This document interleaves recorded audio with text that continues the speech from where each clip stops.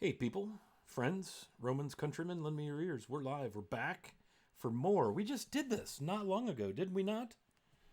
Yeah, 2 weeks ago, right? Yeah, and here we I are. think We're so. we're having some kind of a consistency issue where we're consistent. So eat more cheese. Hey, welcome everybody. It's time for D&D. Yeah, I'm Wiley Hobbit. I'll be your host and dungeon master of sorts, and we're gonna put the wraps on the initial narrative arc of Secrets of the Flanaess, secret number one, Guild Superior. Thanks for that resub. That is outstanding. We sure appreciate your love, devotion, and support. So let's go around the horn, and while the hordes of viewers are filing in, we'll go ahead and get into our introductions. Thanks for that sub as well, there, Chris. Appreciate you, man. Let's start with. We'll just go right into the drama. Let's start with our deceased. Man, we got a hype train. Look at this. It's crazy, out of control. Let's start with our deceased friend, Baldwin O'Farrell, lovingly known as Podka. So, Tim Baldwin, what's tell us about your former character? Well, I'm dead. Thanks, Tim. Um, Okay. Nice. I ended up on the wrong end of a weevil, also known as a black dragon, and I went down. So there's that. Hi everybody, there's I'm Tim, there's that. also known as Enoch Pratt on the interwebs.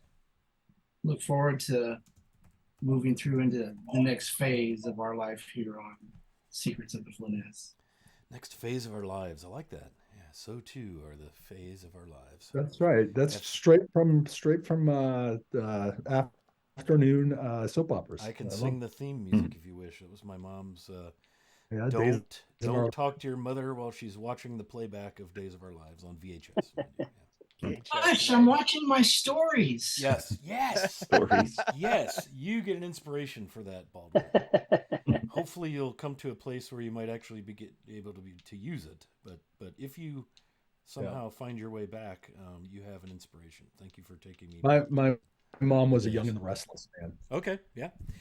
Some of those actors are still on there. Like Victor I know is it's still on there. crazy. He's got to be 200, and Nikki is still on there too. Yeah, it's Yeah, crazy, the crazy. I Young and tell you. the Restless.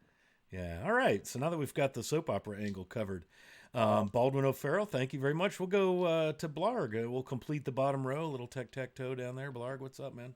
Hey, everybody, it's the not so young and the very unrestless, I guess, now.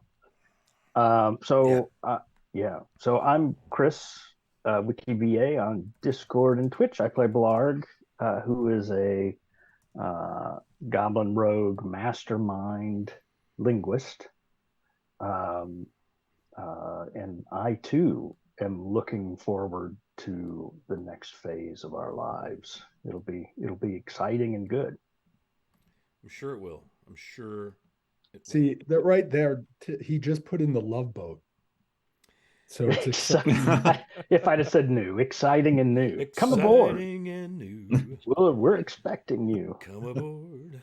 Okay, I'll spare you that. Jack Jones, the great crooner. Yeah, nice. Okay, let's go up a level to Daryl Nimblebottom. What's happening there, Mr. Daryl? Not too much. Be glad to be back. Very not in 3 months from our last session, so that's always good. Yeah. And so Daryl Nimblebottom, our dwarf Tempest cleric, is come to hopefully make a decision about what the next steps are for him and his party. So looking forward to kind of wrapping things up and then talking about what our next adventure is going to be. Yeah, yeah, absolutely. Great. All right, Meredith Carwin. What's going on, Carl? Hello, friends. I'm Carl, Carnage on the Discord. I am once again still playing Meredith Carwin, the mysterious Shutterkai, arcane archer, not a wizard. Not a wizard. Yes, I was Uh, waiting for it. Found himself transported here from the Shadowfell, sole survivor of the party he came with, fell in with this interesting group of friends, and killed a weevil. And now we begin to wrap things up. Sad about that. I really Too bad you liked- couldn't have done that a little sooner. Yeah, your timing kind of sucked. guys. I was too busy in my own death saves for a moment there. Sorry. We did have some incidents. Mistakes were made. Things happened, and a black weevil got all out of control.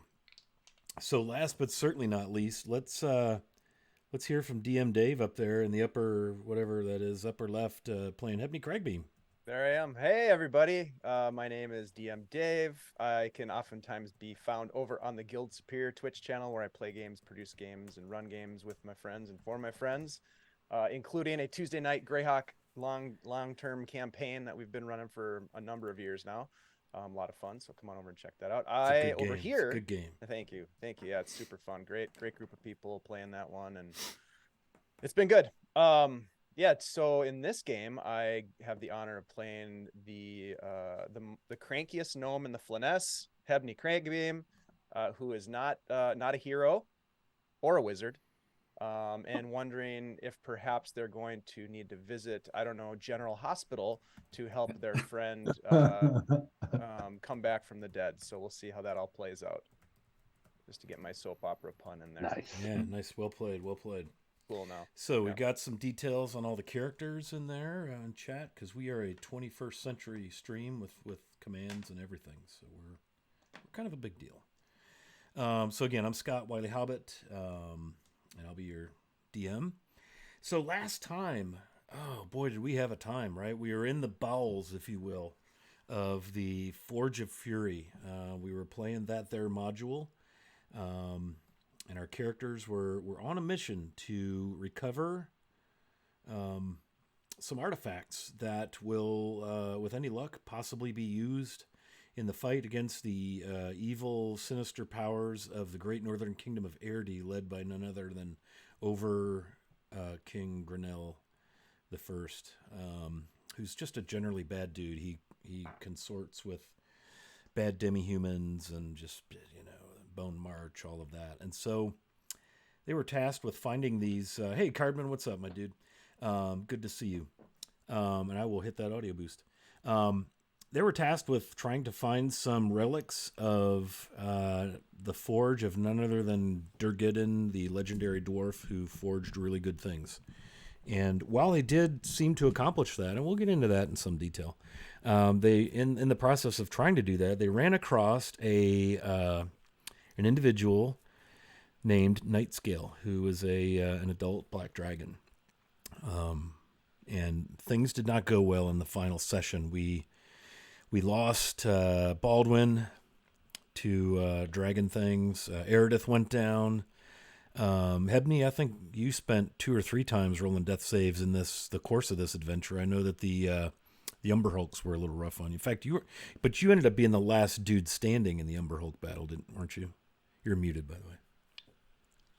Yeah, in that encounter, he was the only one left standing. Had to sort of make a deal with the troglodytes. Yeah, the troglodyte chieftain. Yeah.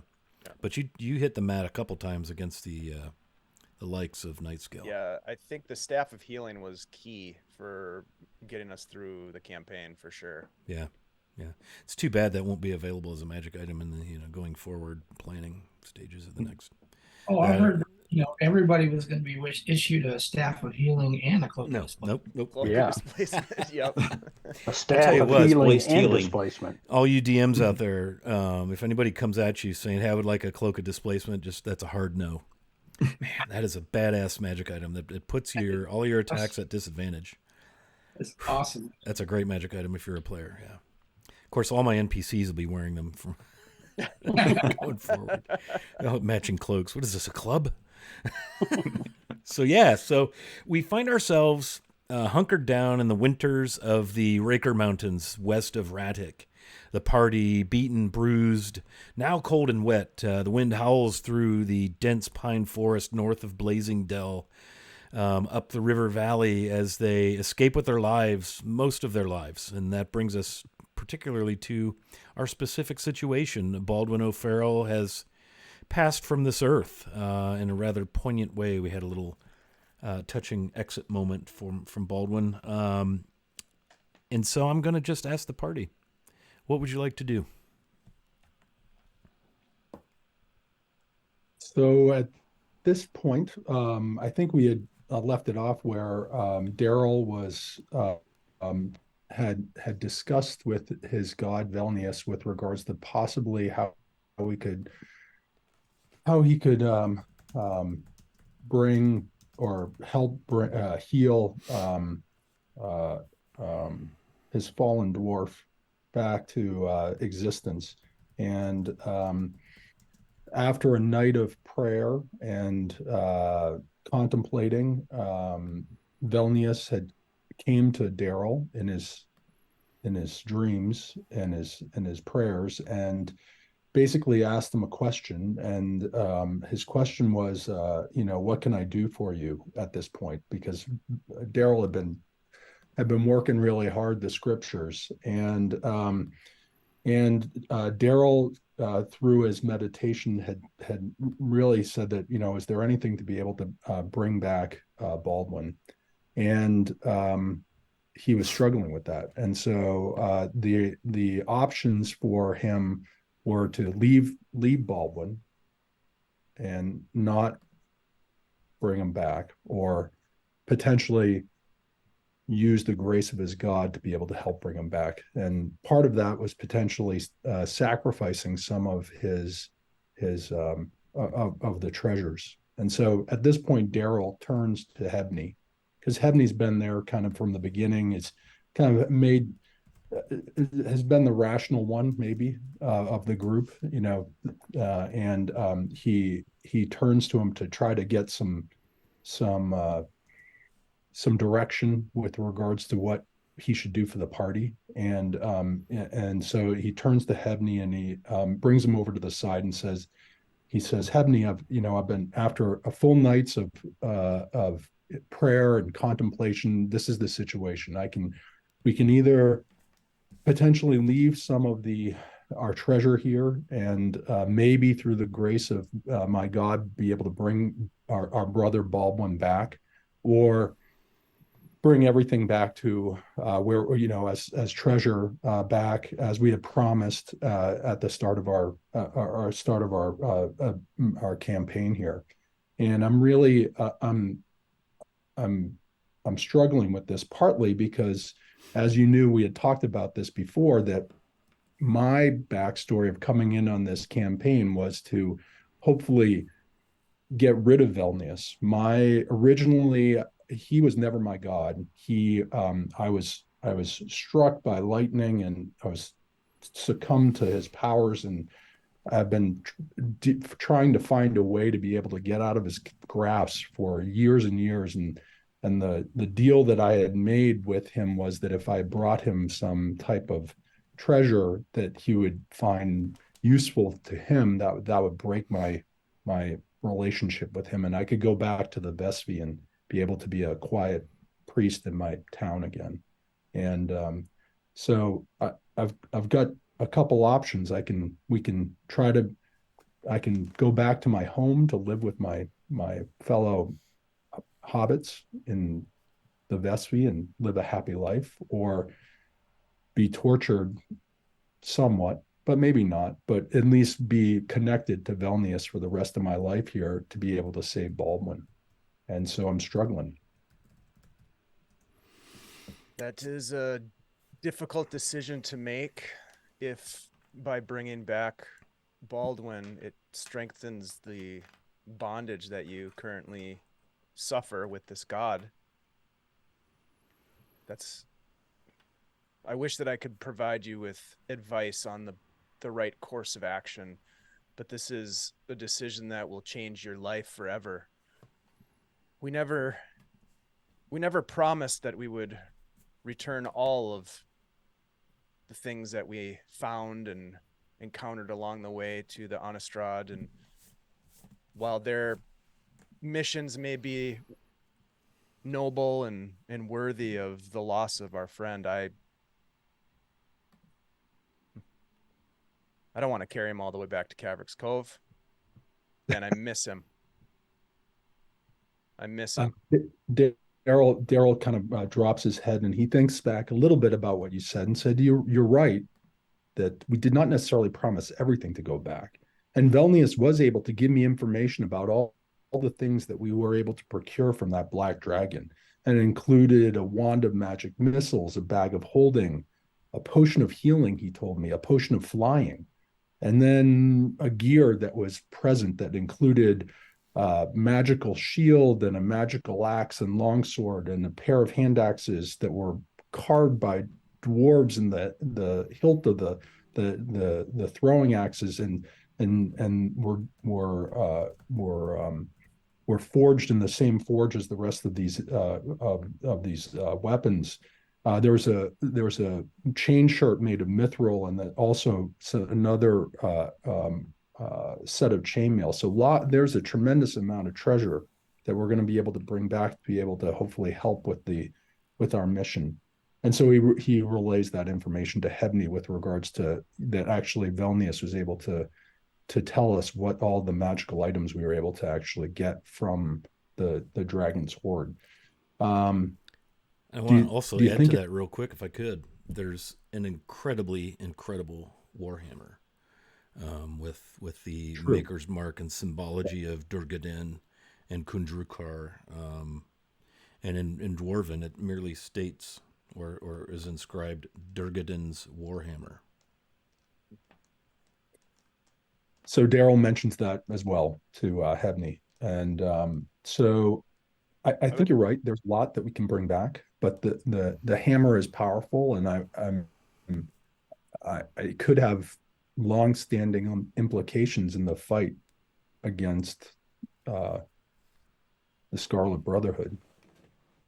Whatever you decide to do, I support your decision. If you are willing to sacrifice to bring our friend back, and this god of yours will allow it, and you're willing to make that decision in light of the binds that you have, I will pledge myself to you to help you find another way to free yourself. I will dedicate myself to that. Daryl looks up, and he didn't think of that. So he actually was expecting to have to kind of go it alone here if he made in his decision. So he's never really he's not been one to express emotion through this entire campaign. So he actually goes up to Hebney and actually gives him a hug as a awkward. He just kind of pats you on the back a little bit. Okay. Didn't see that coming. He then asks him, do you think the others would give information that would be helpful? Don't know why they would start now, but perhaps. So Daryl kind of cocks his head, thinks about that, and then despite that, he goes over to Blarg, and so he comes up to Blarg, who's always been somewhat of a little skeptical of Daryl from the beginning, worried that he's going to have some type of event that then leads to mass sacrifice of the group prior to us being able to accomplish anything. So he goes up to Blarg, and he sits down next to him, and Blarg is I guess busying himself with something at this point, and he talks to Blarg and tells him the same quandary that he has with regards to what should he do for the future of the group. Should he try to sacrifice himself in the sake of Baldwin, or would this be something where he should Baldwin is, even though he was great, he's lost, and he should think of his own future. So he asked that to Blarg. Well, I'm just Blarg. I don't think I'm qualified to tell you what you should or shouldn't do with respect to your god. I think we'd need to consult a shaman. to get that kind of an answer. I mean, a goblin shaman could surely tell you what to do, but I'm not sure I can give you that answer. You sort of know how I feel about the Durgan's weapons. I think we pledged those to the Onstads. Seems like a high, but it seems like a high cost to you. He looks at Blarg, but our brother Baldwin, it's an opportunity for us to bring him back. Do you think it's worth it, the sacrifice of the hammer for Baldwin's life? I believe the hammer should go to the Onstads. Daryl thinks about that, and he says, I understand.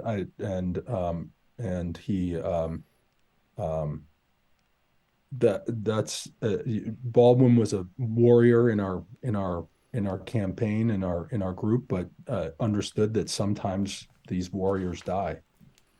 Well, I think there's a lot at stake, Daryl. If the Scarlet Brotherhood isn't defeated, then they'll come to Caverick's Cove. And if they come to Caverick's Cove, a lot of lives will be lost, and then they'll move on. And people like you and me and Hebney, we're target number one for the Scarlet Brotherhood. So I think there's a lot at stake. And I think I don't know much about nothing, but this hammer seems powerful. It seems like it could help. Daryl again kind of looks back at Blarg, and he didn't think he would be able to get as honest of an opinion, and more thinking he was going to be cynical with regards to his comments, as opposed to being telling him truthfully how he felt. And so he thanks Blarg and is appreciative with regards to his thoughts, and he then goes over to his Shatterkai brother and sits down and tries to get some information again with regards to making a decision. And if maybe some in the dark world, it's different with regards to how we treat your fallen brothers in battle. And so he asked the same question. Well, of course, in the Shadowfell, we all serve the Raven Queen herself, the matron of death. So I fully believe that the moment she is already, guarding over the soul that left his body, whether she chooses to release it and return it, that I cannot answer. He was a good comrade in battle. If by chance she deems that he's not done on this plane, then if you wish to try, if you think there's a way to, if she can be convinced to release his soul, I'm willing to, see what can be done for that. If that just means leaving one weapon behind, we are bringing many others back that will help in this fight. Again, there was never a specific number of things we were told to bring back, just to bring back what we could find. So. Daryl looks over and he appreciates the advice, and he's and especially coming from someone that's not necessarily of the same even earth or realm as Daryl, that he can see some commonality with regards to the to what his thoughts are. So he goes back and he thinks about this, and it's while it's not necessarily his own decision to make, because it's the group's decision to make, that he feels that at this point that at least sacrificing the hammer is worth it at this point. And so the question then becomes, does he attempt to resurrect his fallen brother, or does he try to save himself? And so at that point, Daryl goes back into prayer, and he opens up his scriptures, and he calls out to Flanaess, he asks advice of Valnius. He asks, it seems like I have two options. One option is to potentially save my brother. The other is to potentially reward you with a hammer that would be able to then release me from my responsibilities to you. And so he calls out to Valnius, and in doing this, he's hoping for some type of answer as to whether those are his two options and how he might be able to go about either of those. Yeah. So what does it look like when you're sitting down to pray? You mentioned you open a book, a tome of some sort. What does the group see or hear or experience as you re-enter your prayer? Yeah. So he's taken off his armor at this point. He's got basically just a cloak on. He has nothing on his head at this point, no helmet or helm. Everything is basically, he's got his simple kind of priest clothes that are on. A book is laid out in front of him on the ground, open. He's on both knees, kind of like sitting on his feet, if you want to think of it. And at this point, he's laid out a couple candles in front of him, and as light lit some incense to be able to kind of start his prayers. And you can see him just kind of going through kind of a meditation, humming a little bit, but not really doing anything, nothing with his hands, motions, etc. at this point. So obviously if he needs to do something further that Valnius asks him to do, he might need to actually do something further in terms of either with his hands or speech or whatnot. Yeah. So go ahead and while you're doing this, roll religion at advantage as you attempt to reestablish the connection with your deity, your patron, if you will. What are the rest of you doing? Well, Daryl is prayer. I'm just going to lay here. Good. Okay, Meredith is kind of just pacing around, keeping watch. I mean, he's a little on edge. Everything that we've been through, we're still kind of beat up. We're down one. He's just going to be watching all around for make sure nothing gets a jump on us. Okay. So Daryl's got 2 5s. 2 5s? Yeah. Okay. Yep. At least they're consistent. That's right. That's 55.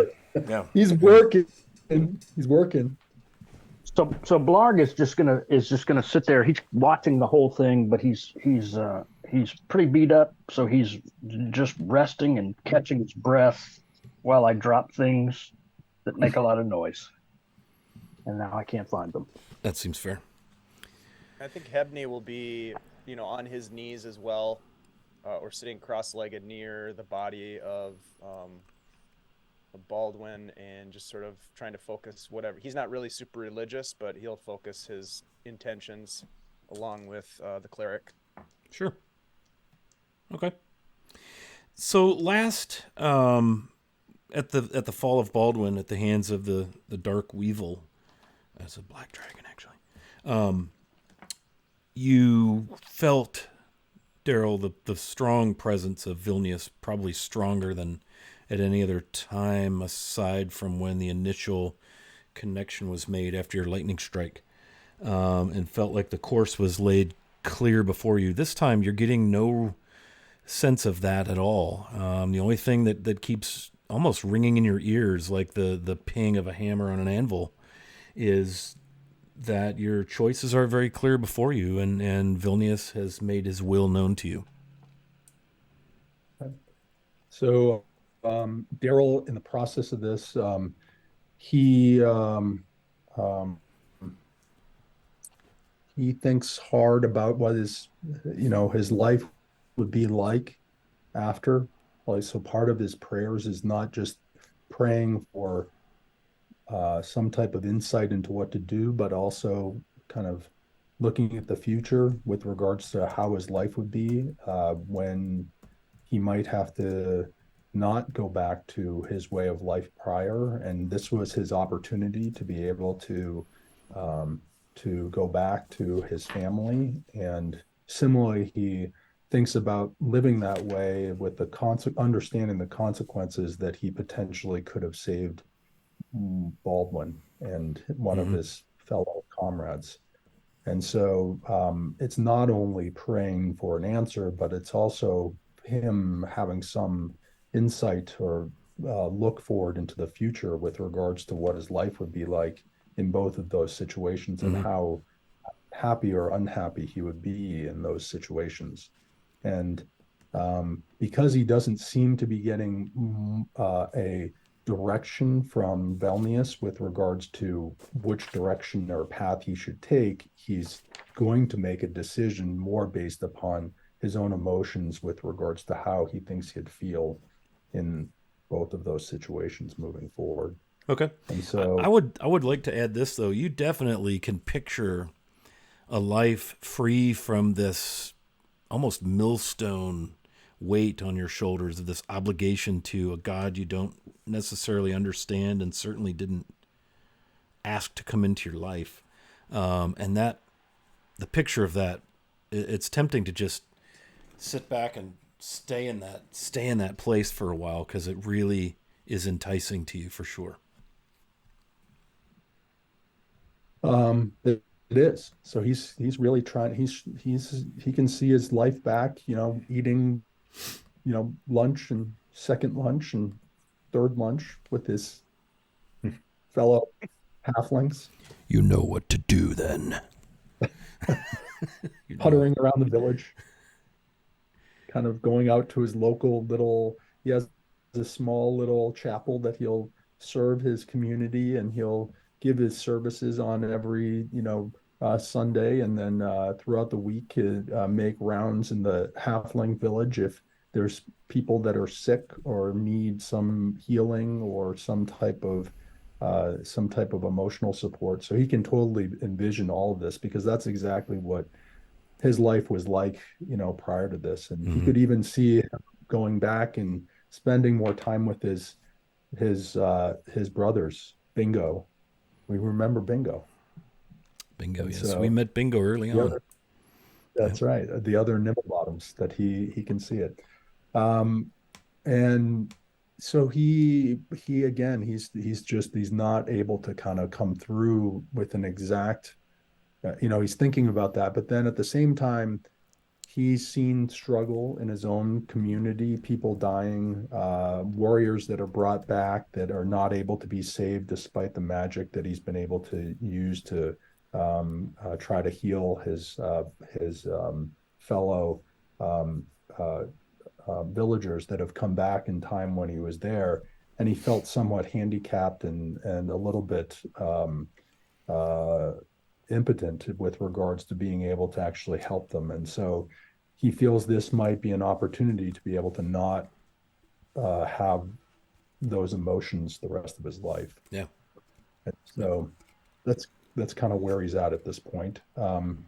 He in terms of direction, it would be easy for him to be able to uh, make that decision, and he would just call out to Flanaess and say, "This is what I'm going to do." In terms of bringing back Baldwin, he's still at a loss because he is able to still process, even though he's in this kind of mental state of what his options are to be able to heal him, and he's unclear with regards to what his options might be.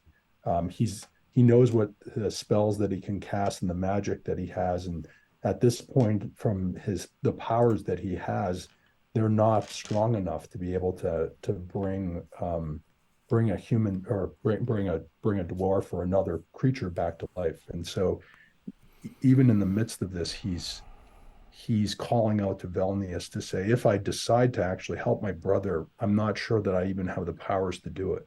Mm-hmm.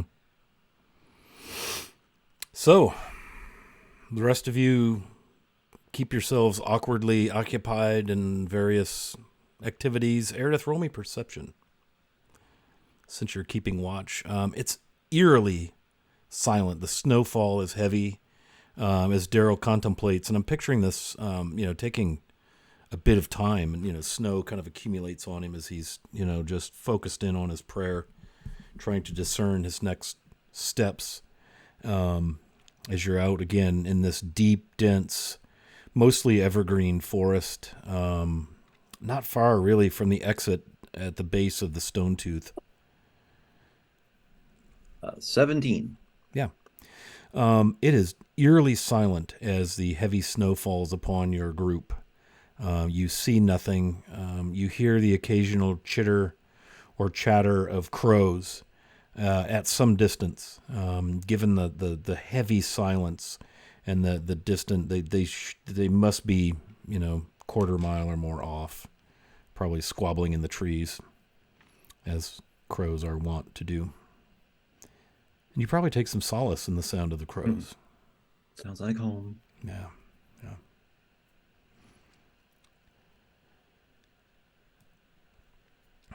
So, Daryl, you've spent your time discerning. What is your next step? I know the top of mind as you reach back to your conversation with Vilnius, you were promised the ability, the strength through him to, as a gift, to be able to bring back your fallen hero friend Baldwin O'Farrell.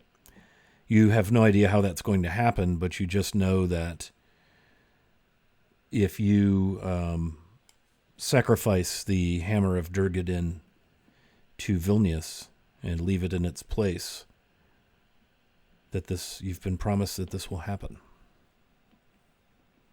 So again, Daryl's still in the same kind of trance. He is completely unaware of his surroundings or his other, people that are in his party. And with kind of thinking back and forth, he really doesn't think that he's going to be able to live with not at least having an opportunity to bring Baldwin back. He can see that he may struggle with the decision to have to manage with Vilnius, and he has hope now a little bit that maybe Hebney will be able to help him to struggle through this and maybe find another way. So that gives him a little bit of solace, and that it maybe pushes him a little bit more towards wanting to help Baldwin.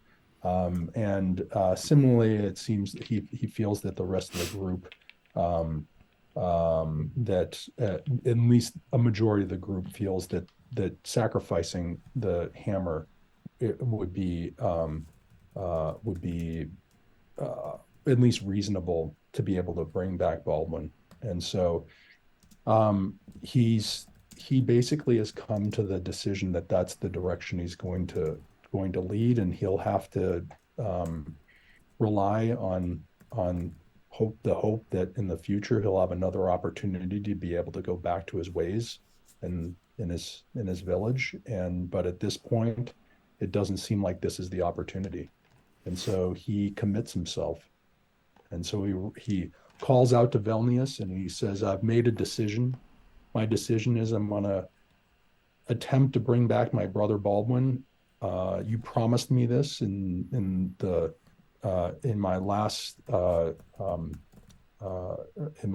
prayers that there would be an opportunity. I know what I can do, and at this point, I don't have the ability." And so he calls out for guidance with regards to how he might be able to do this, because at this point, his training, his everything that he's done in the past has not given him the physical ability or spiritual ability to be able to actually bring back another life. Yeah, from your religious training, your clerical works, that what you're being asked to do is to resurrect the dead. And that is a divine moment if and when that occurs, granted only to the most powerful of your order. You feel in your heart the familiar, angst is a strong word, perhaps trepidation of the presence of your deity Vilnius. And you see before you in your book of scripture, you don't carry a spell book, right? Clerics don't do that. But you see before you starting to form on the parchment, the pages sort of riffle and turn. Surely the wind has just blown to an empty page in your book of scripture and notes and things, your prayer book. And you see in this silvery ink begin to appear what looks like some description of a ritual that as you read into it and you see it in this beautiful hand that it's written, that you know enough about your faith and religion and things that this is essentially the directions. If you successfully follow this ritual and pray to Vilnius, that you'll be granted the ability through this to bring Baldwin back. The ink is written in mithril. It's like molten mithril, and it bonds itself to the parchment. You know that it will take you an hour, some prayer. You know that it will restore Baldwin to life with no obligation to Vilnius on the part of Baldwin. And you read in ancient dwarven script runes across the bottom. It's written in the sort of the prayer language of your faith, but in very ancient dwarven runes, you see written across the bottom. The last part to appear at the bottom of the parchment is "Do this, and ye shall be released." And then a fancy script, dwarven rune for V. And you almost feel the blood run out of your body, this cold chill, as you realize what you have before you.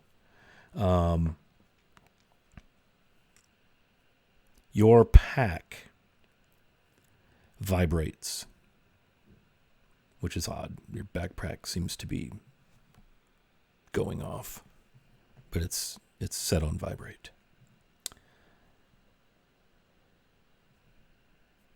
At this point, what the other party members see is Daryl kind of awakens from his or he comes out of his trance-like state, and he almost seems completely determined. He has a path. He knows what he's going to do. He's actually kind of where before he was moving slowly and cautiously. He now is moving with kind of purpose with what he's doing. Mm-hmm. He puts away his incense and his candles. He packages up again. He kind of, his armor and his shields were kind of strewn about him a little bit, but he somewhat packages them into place, if you want to think of it. He kind of puts his things in order. He then opens the scripture to the page that he knows is written, and was written by Vilnius, and he is able to. He knows exactly where to go with that, and he does recall the rumbling in his pack, but he takes all the incense and candles and puts that away in his pack, and at the same time he goes into his pack. Yeah, so you open your pack, and there's this incredible twinkle as the snowflakes, the moon, some combination of the twilight catches an incredible gleam from inside your pack, and laying in there is a diamond, the likes of which you've never seen. It's cut, faceted. It's sort of geometrically cylindrical. It's taller than it is around, pill-shaped, if you will, and it is absolutely breathtaking. It's got to be worth at least 1,000 gold or more. Spectacular. You might even hold it to the moonlight and see little shards or specks of what can only be mithril. Or it's spectacular. So again, Daryl purposely takes all of his belongings, puts them away. He it's almost like he is setting his things aside with an understanding that he's unclear if he's going to have use of these things in the future. And so that's how he goes about his business. And he takes the diamond out of the bag. He then starts to read through the parchment, and he sees that it's a spell that he's never cast before.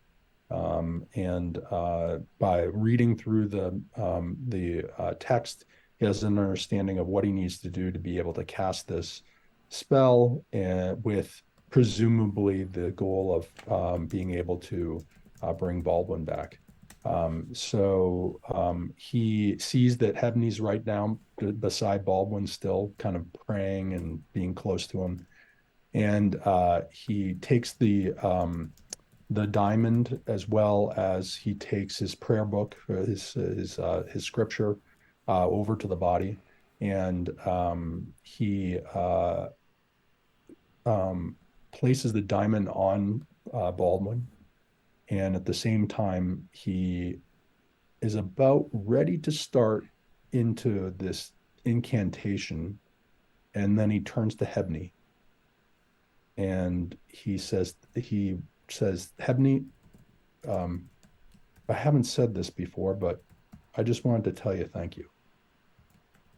And I'm not sure what's going to happen, but whatever does, I appreciate everything that you've done for me. Whatever happens here, just know that you made the right decision. And so Daryl nods, and then he places both hands on Baldwin, and then he starts to chant. And in the process of this, he is speaking in Dwarvish, and he is, if Baldwin was around, he would understand it. Blarg kind of gets some hints of it because he can understand, I think he can understand Dwarvish. And so he understands that the text, or what he's talking about, is calling out to the heavens and the atmosphere, and talking with regards to the rain and thunder, and harnessing the power of the heavens through the skies to be able to hopefully restore life back into Baldwin.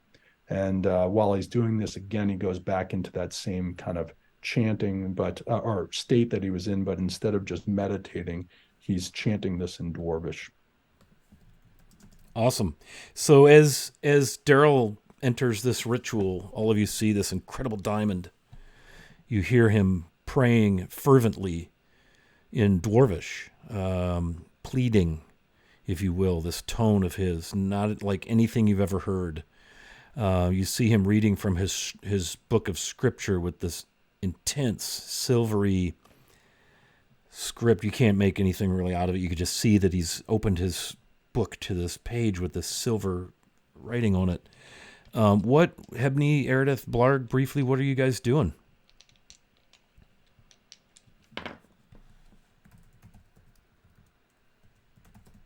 Eredith is going to keep his kind of solitary pacing back and forth, watching, but he'll kind of glance over periodically, just out of curiosity to see what transpires. But his training and everything is more just on making sure nothing gets a jump on us. Okay. Blarg? Well, Blarg would be watching what Daryl was doing, listening to the chanting. He would also be looking up at the skies to see if maybe this is the time that the lightning strikes and hits Daryl in the head. So he might instinctively back up a little bit as he's watching. Yeah. Thinking this might be the big one. Might be the big one. Nice. Ebony's mostly observing. Again, sort of trying to do his version of spiritual support is. It's probably like a bunch of mumbling and grumpy sort of hushed words below earshot.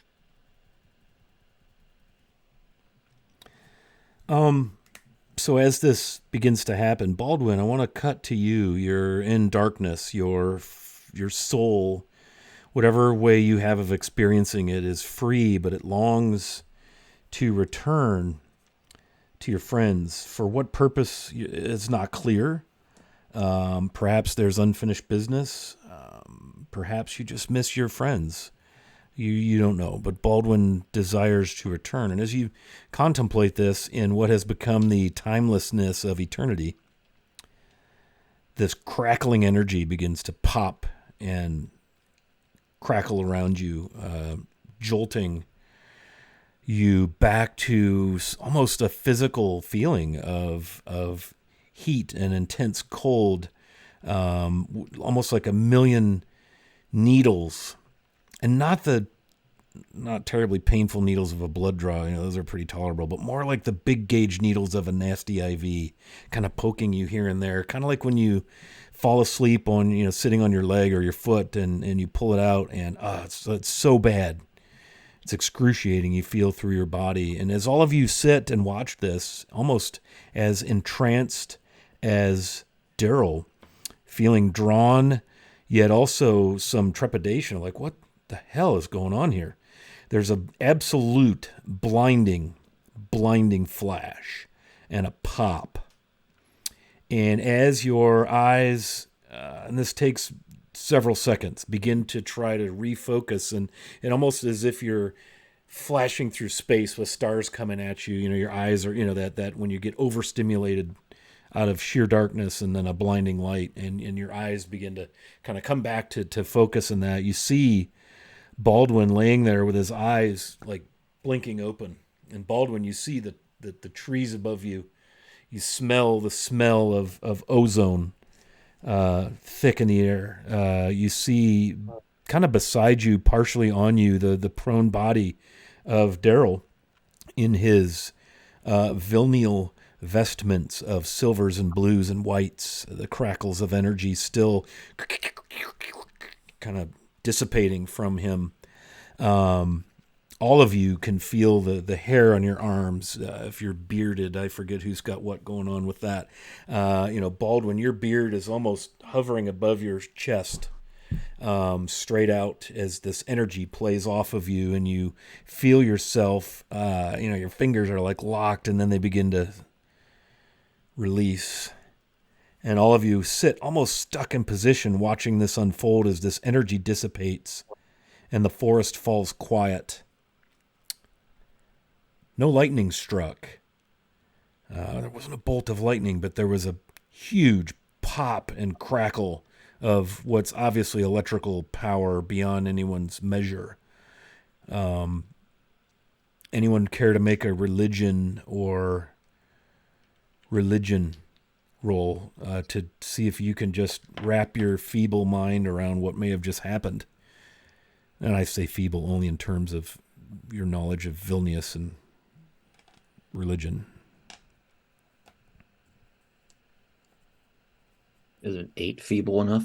Quite feeble, yeah. Quite feeble. I got no clue. I got a 19.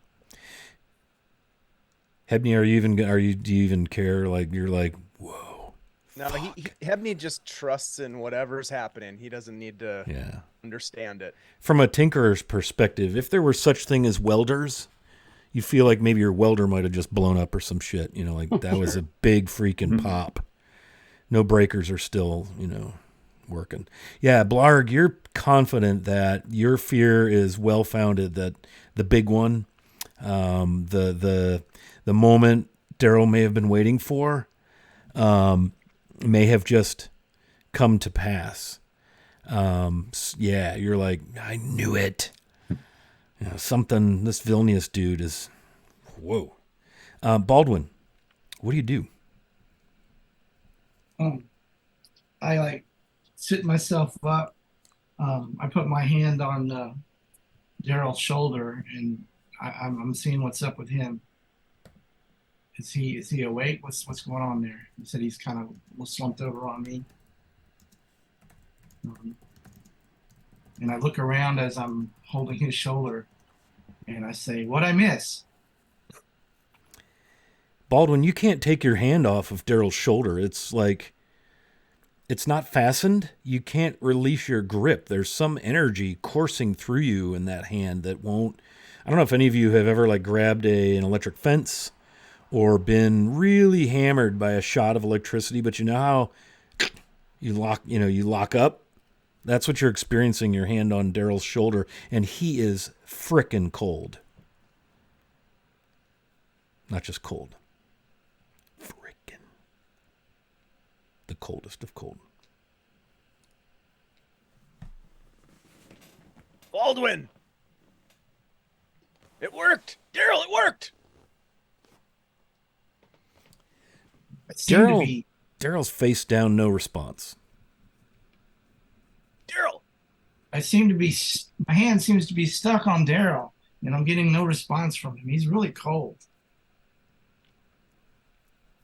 Daryl, I'm going to ask you to roll a death save as you lay there motionless and really frickin' cold. He's blue.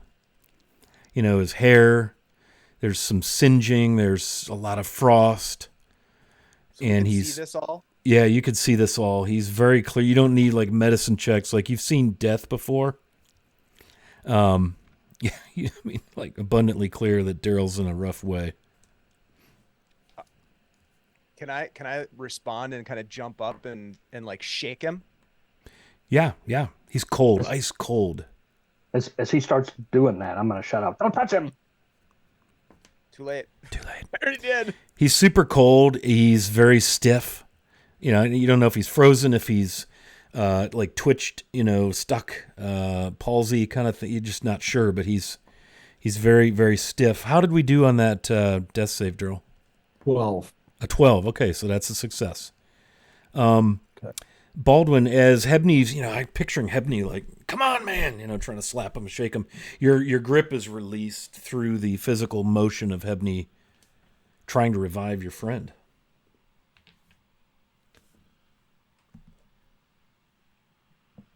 Eridith, all you're picking up from your, you know, what's the word I'm looking for? From your sentry, you know, efforts is just the occasional cackle of crows, as what one might expect in the pine forests of the Rakers. Trying to keep my focus on that, but I'm also kind of looking now at Baldwin, and I'm going to make my way over to him and kneel down and go, what did you see? Did you see her? No, I saw nothing. I was in a void. Felt like I was just like floating in nothingness. And Erideth was kind of holding his breath, waiting for that answer, and then he kind of almost looks mildly disappointed, like, you know, he was maybe hoping you had seen something else that would be a sign for him, but Well, maybe I was go, there. well, Maybe I was just in the waiting room or something. He was face down in the still pot. Right. It smelled like parsnips, mash. Sounds like heaven. Yeah. I'll just kind of pat him on the shoulder and say, well, you're back. Welcome back. And then he'll just stand up and back away and just continue his sentry, but kind of lost in his own thoughts. Like he'd hoped maybe there would be a sign there that wasn't there. And now he's just kind of wondering if he's truly lost. So Speaking of which, I say, somebody hand me my pack. I'm gonna get the vodka starter out. That mash, it's like, you know, it's very pungent. Maybe we can use it to, like, you know, wake him up. Or a healing potion. If someone has a healing potion, that might help.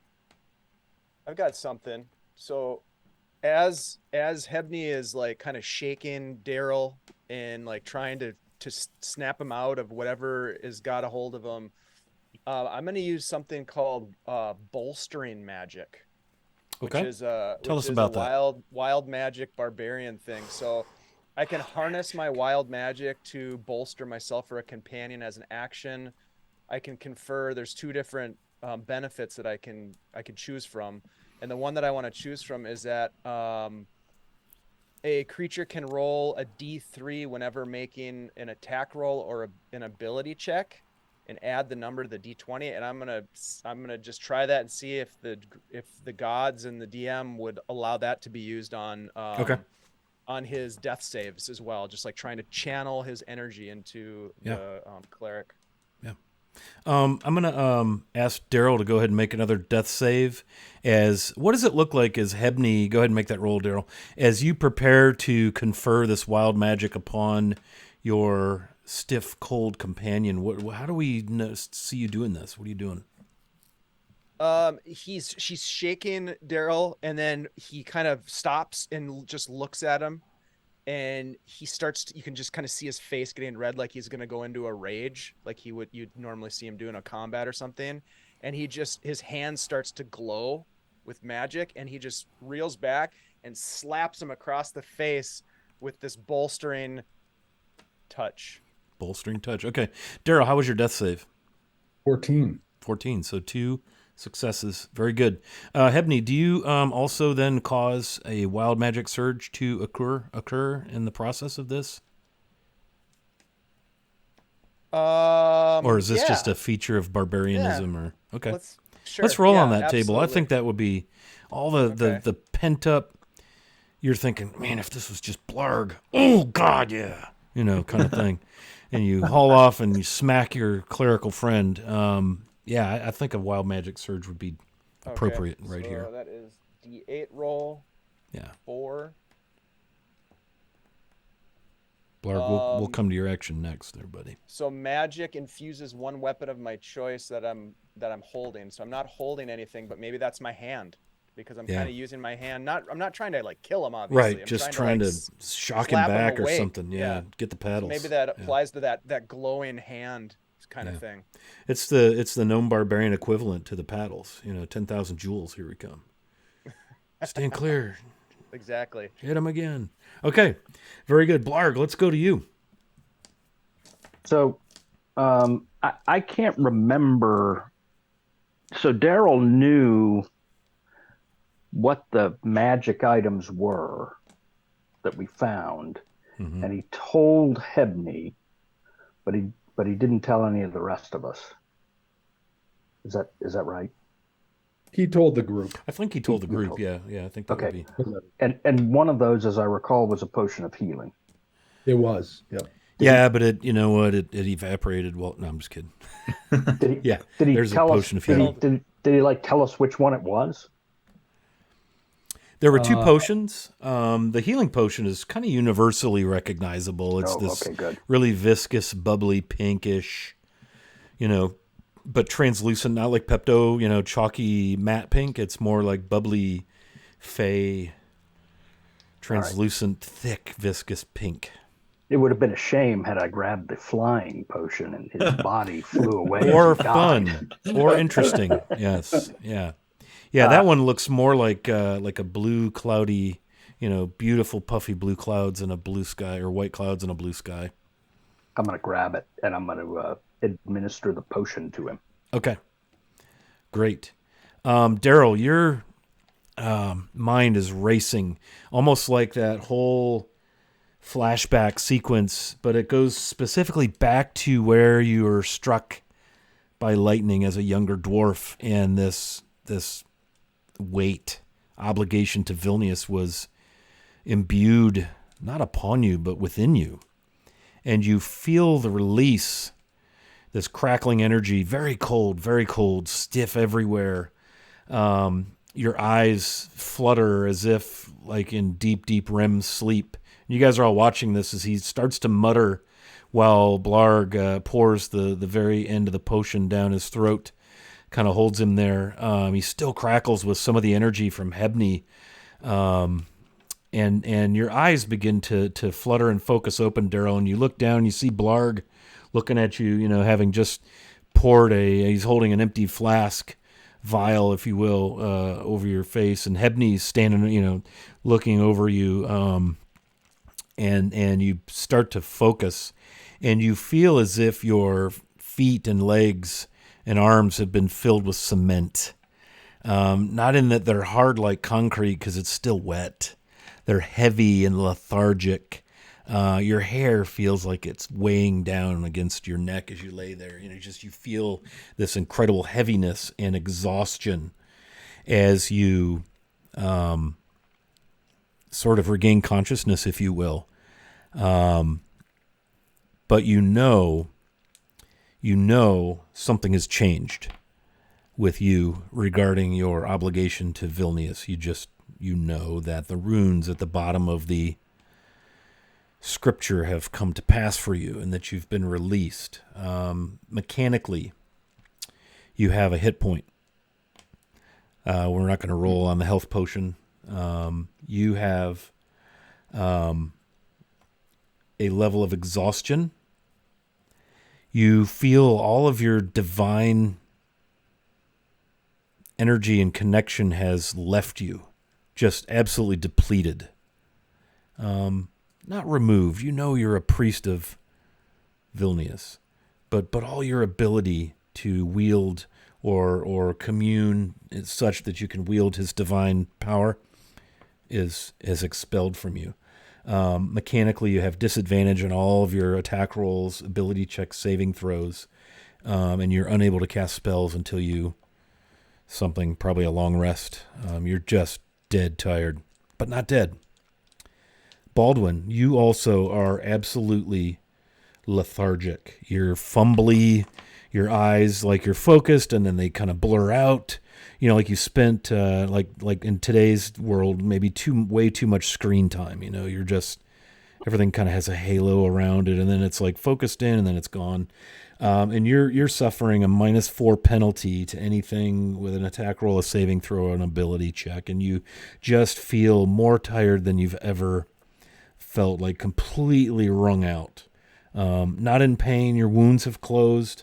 You're not unwell.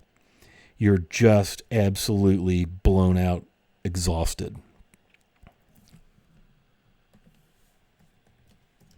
So I'm going to take a snort of the mash, and then I'm going to pass it over to Daryl so he can take a snort of the mash. Okay. Yeah. And then I'm going to look around and I'm going to say, my brothers, thank you for bringing me back. Roll a con save, Mr. O'Farrell. Okay. And you as well, Daryl.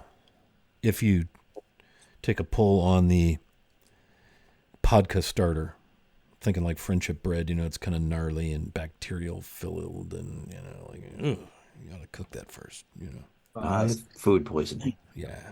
Well, you're not supposed to eat it. You're just supposed to snort it. I mean, it does end up down the 16 same. for Daryl. 15? 13. 16, 13. Okay, we're good. You managed to not vomit as this absolutely vile, rotted, composty parsnip. You know how parsnips are like a weaker sort of flavor profile of radishes, that horseradishy sort of, but this is more composty, gross. Like, that you ever leave grass in the barrel in the sun for a few days, like out behind the house, you forget to take it and then you pull the lid off the barrel and you're like, whoa, hello. You got that flavor in your throat. That would be my next product. Yeah. But you don't hurl. Grass? And you don't suffer anything, but you're thinking you're probably going to put the cork in that and put it away now. We are dwarves after. Yeah, you're a hardy bunch of bastards. Baldwin has been restored, resurrected, if you will. Daryl, there's no question in your mind that anything that bound you to Vilnius, that beyond your faith, right? In fact, your faith has greatly increased in the power and the ways of Vilnius has definitely increased. But you don't have that millstone, that sense of obligation. You're a free dwarf. Okay. Daryl looks around. He does feel all the kind of all the physical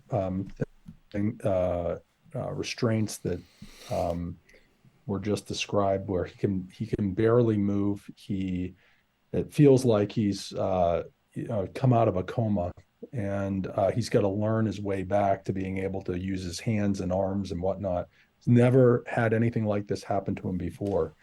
Um, he he does feel this definite release, but he actually also feels at the same time some um, very faint knowledge or emotions back to how he was prior to being struck by lightning. So his god prior to being struck by lightning was Moradin, who's the god of law and protection and earth, the dwarven god. And that was the god that he followed when he was back in his village. And it was all about taking care of the land, protecting his villagers, doing good things and doing good deeds. And he could feel the presence of Moradin back to him as he was as he's starting to feel his body awaken. He's starting to feel his communication with his old deity that he had thought that he had lost forever. And so he sees that Baldwin's awake, and he goes up to Baldwin, and he uh, uh, kind of gives him a handshake that he would normally do to his other dwarven kind of comrades when he sees them and greets them. And he looks at him and says that, Baldwin, it worked. I'm glad you're alive, and I made the right decision. And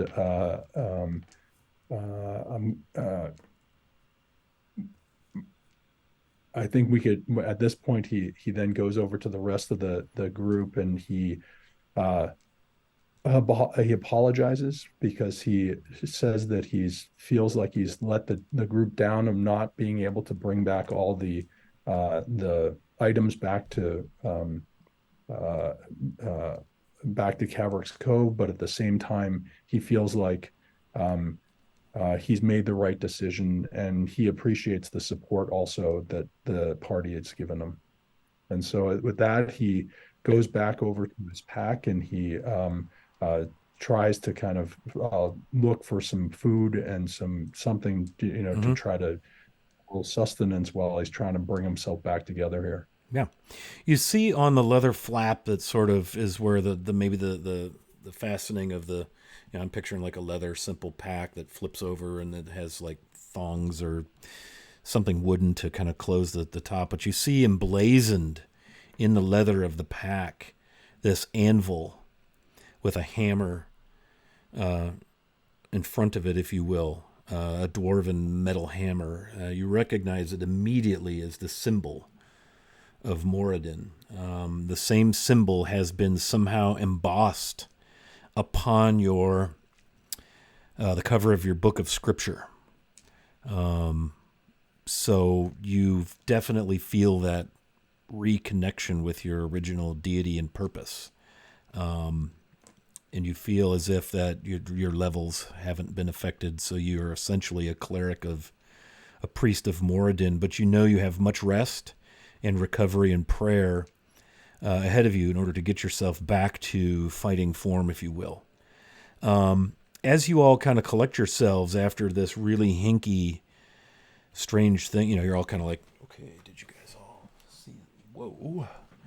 You see some of the snow melted away on this rocky sort of granite outcropping. It's very hard scrabble, pine duff rock, very little soil, thick, dense, viney, evergreen forest that you're in. But then there have been rocks and outcroppings, but you see this area of flat granite.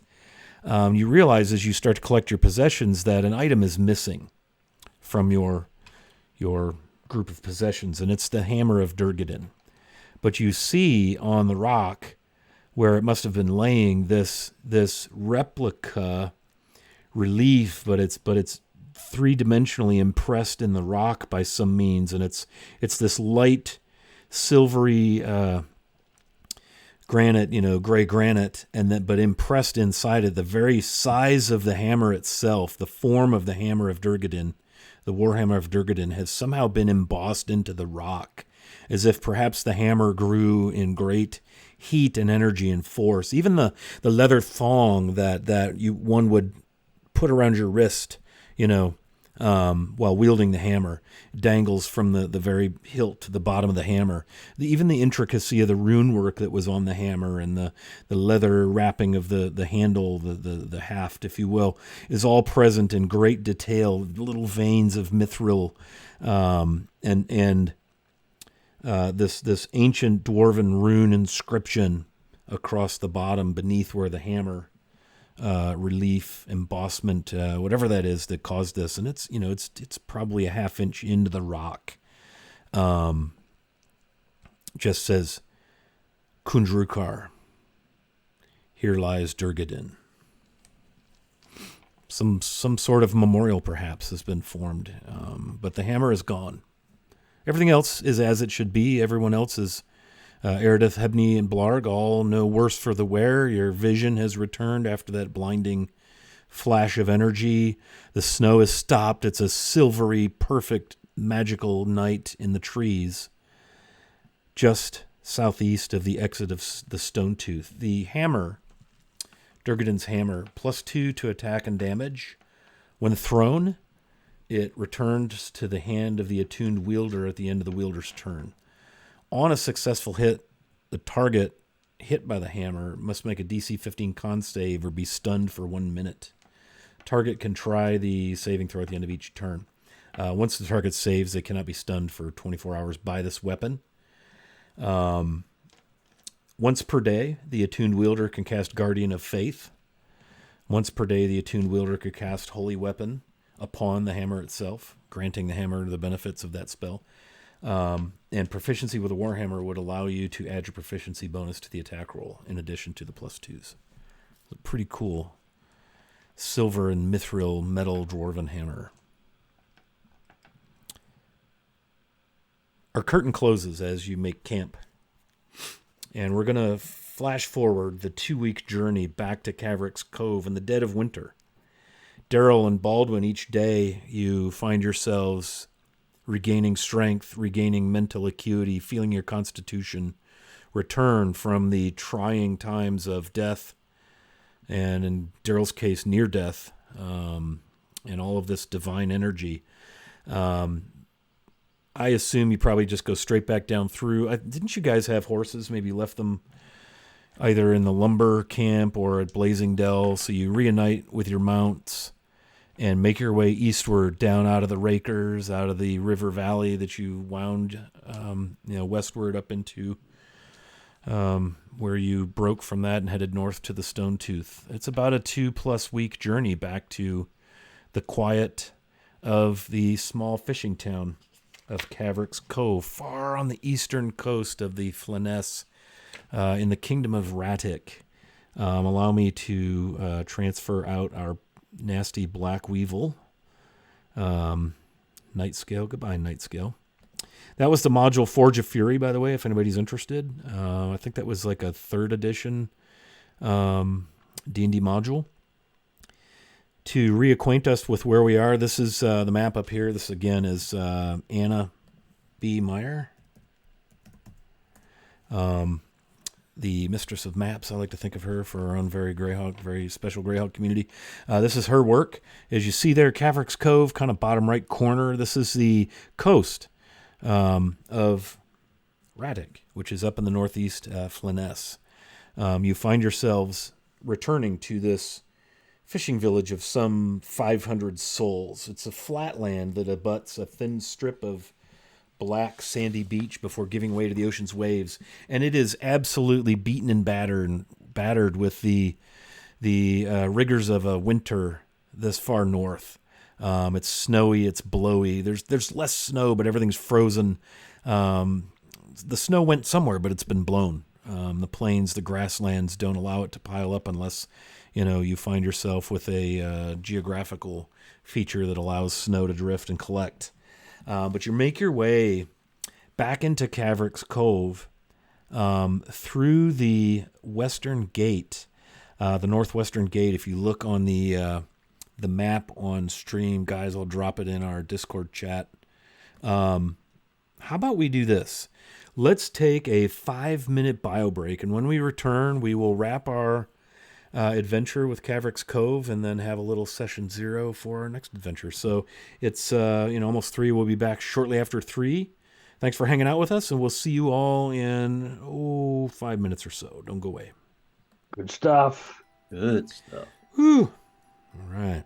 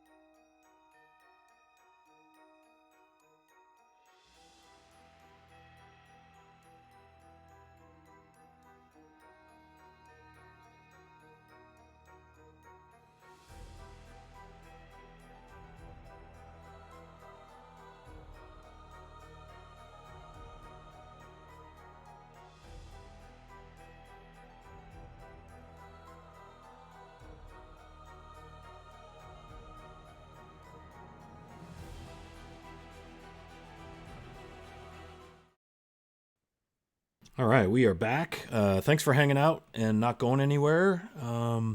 Wow, that was dramatic. So our party, returning from the western reaches of Radek, the Raker Mountains, very cold, inhospitable. We've been through all of that. We've completed the Forge of Fury. Really fun module. 12 out of 10 recommend, especially if you're into all things Dwarven and stuff. Was easy and fun to drop right into this part of the world.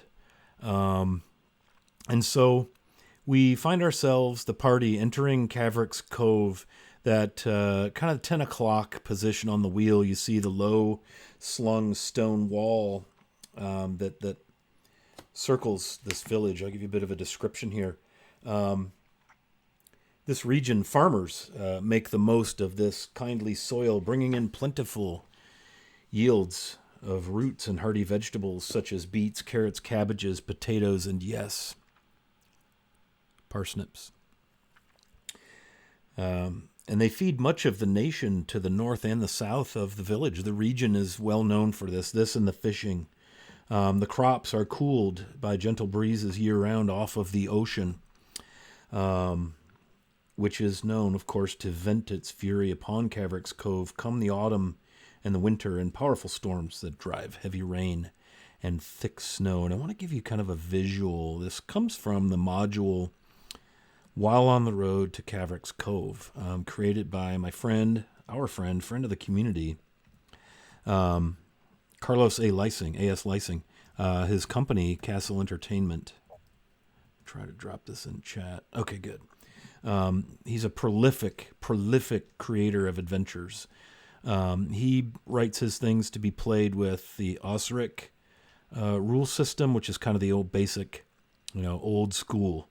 But there's a visual of Caverick's Cove on the cover of his module, and even his modules have that old TSR, look about them. But that's what this sandbox, Caverick's Cove, is what we're playing in. So thanks to Carlos and Castle Entertainment for getting us such a great sandbox to start in. The village of Caverick's Cove itself lies at the center of this ring of farms, protected by a stone and mortar wall the height of a full-grown halfling. The area within these walls is known to the folk of the village as the Citadel, a nod to its former function when the settlement was but a tiny bandit outpost. 4 gates passing through small fortifications lead away from the walls in vaguely cardinal directions, giving access to the capital of Radek to the north and the lands to the south along Radek's coastal road. Long before a visitor to the village sees these walls or even its farms, however, and this is the case as our party approaches, they see the settlement's most notable feature, the 40-foot-tall, magically illuminated lighthouse attached to the eastern gate on the cliff above the ocean that you see there in the artist's rendering. The lighthouse is dubbed the Crow's Nest by the village's residents. It's an important landmark. It is one of the few points from which a sailor on Grendet Bay and the Boyle can see the hazards and see the settlement of Caverick's Cove and the safety of Caverick's Cove. Because of this distinction, Caverick's Cove is a popular place for vessels heading along the coast to stop. The village has prospered in no small part because of the coin and goods brought to them by such passing ships. And so there you see it on the regional map, lower right corner. This is all part of Radek. And so our humble, brave, heroic adventurers find themselves entering there at about the 10 o'clock position. And they work their way through town, typically quiet as normal. You see the various buildings, residences, mostly timber frame, clapboard construction, many of them single story. And you come to the center of town, and right there is on the southwest corner of the main intersection, you see the familiar complex, if you will, of the Anstrad residence, the largest private residence in town by a wide margin. An impressive 2-level structure made of plaster and mortar with dark exposed timbers. A tower appoints its north wing, while its west wing is shaped in such a way that it shelters the building's stables and small vineyard from the street that passes north-south in front of it.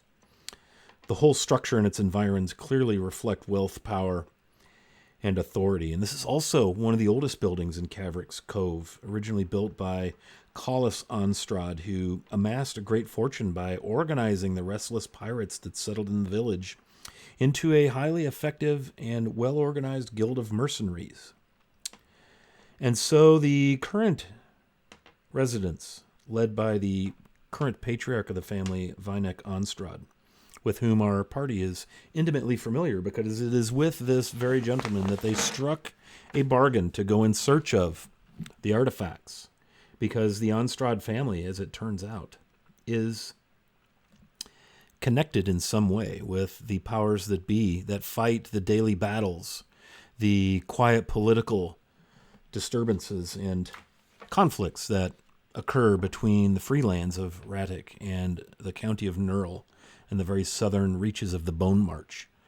And the oppressors, if you will, the would-be oppressors of the Overking Grinnell and the great northern kingdom of Erde and their allies, all the demi-humans that overran the Bone March some years ago.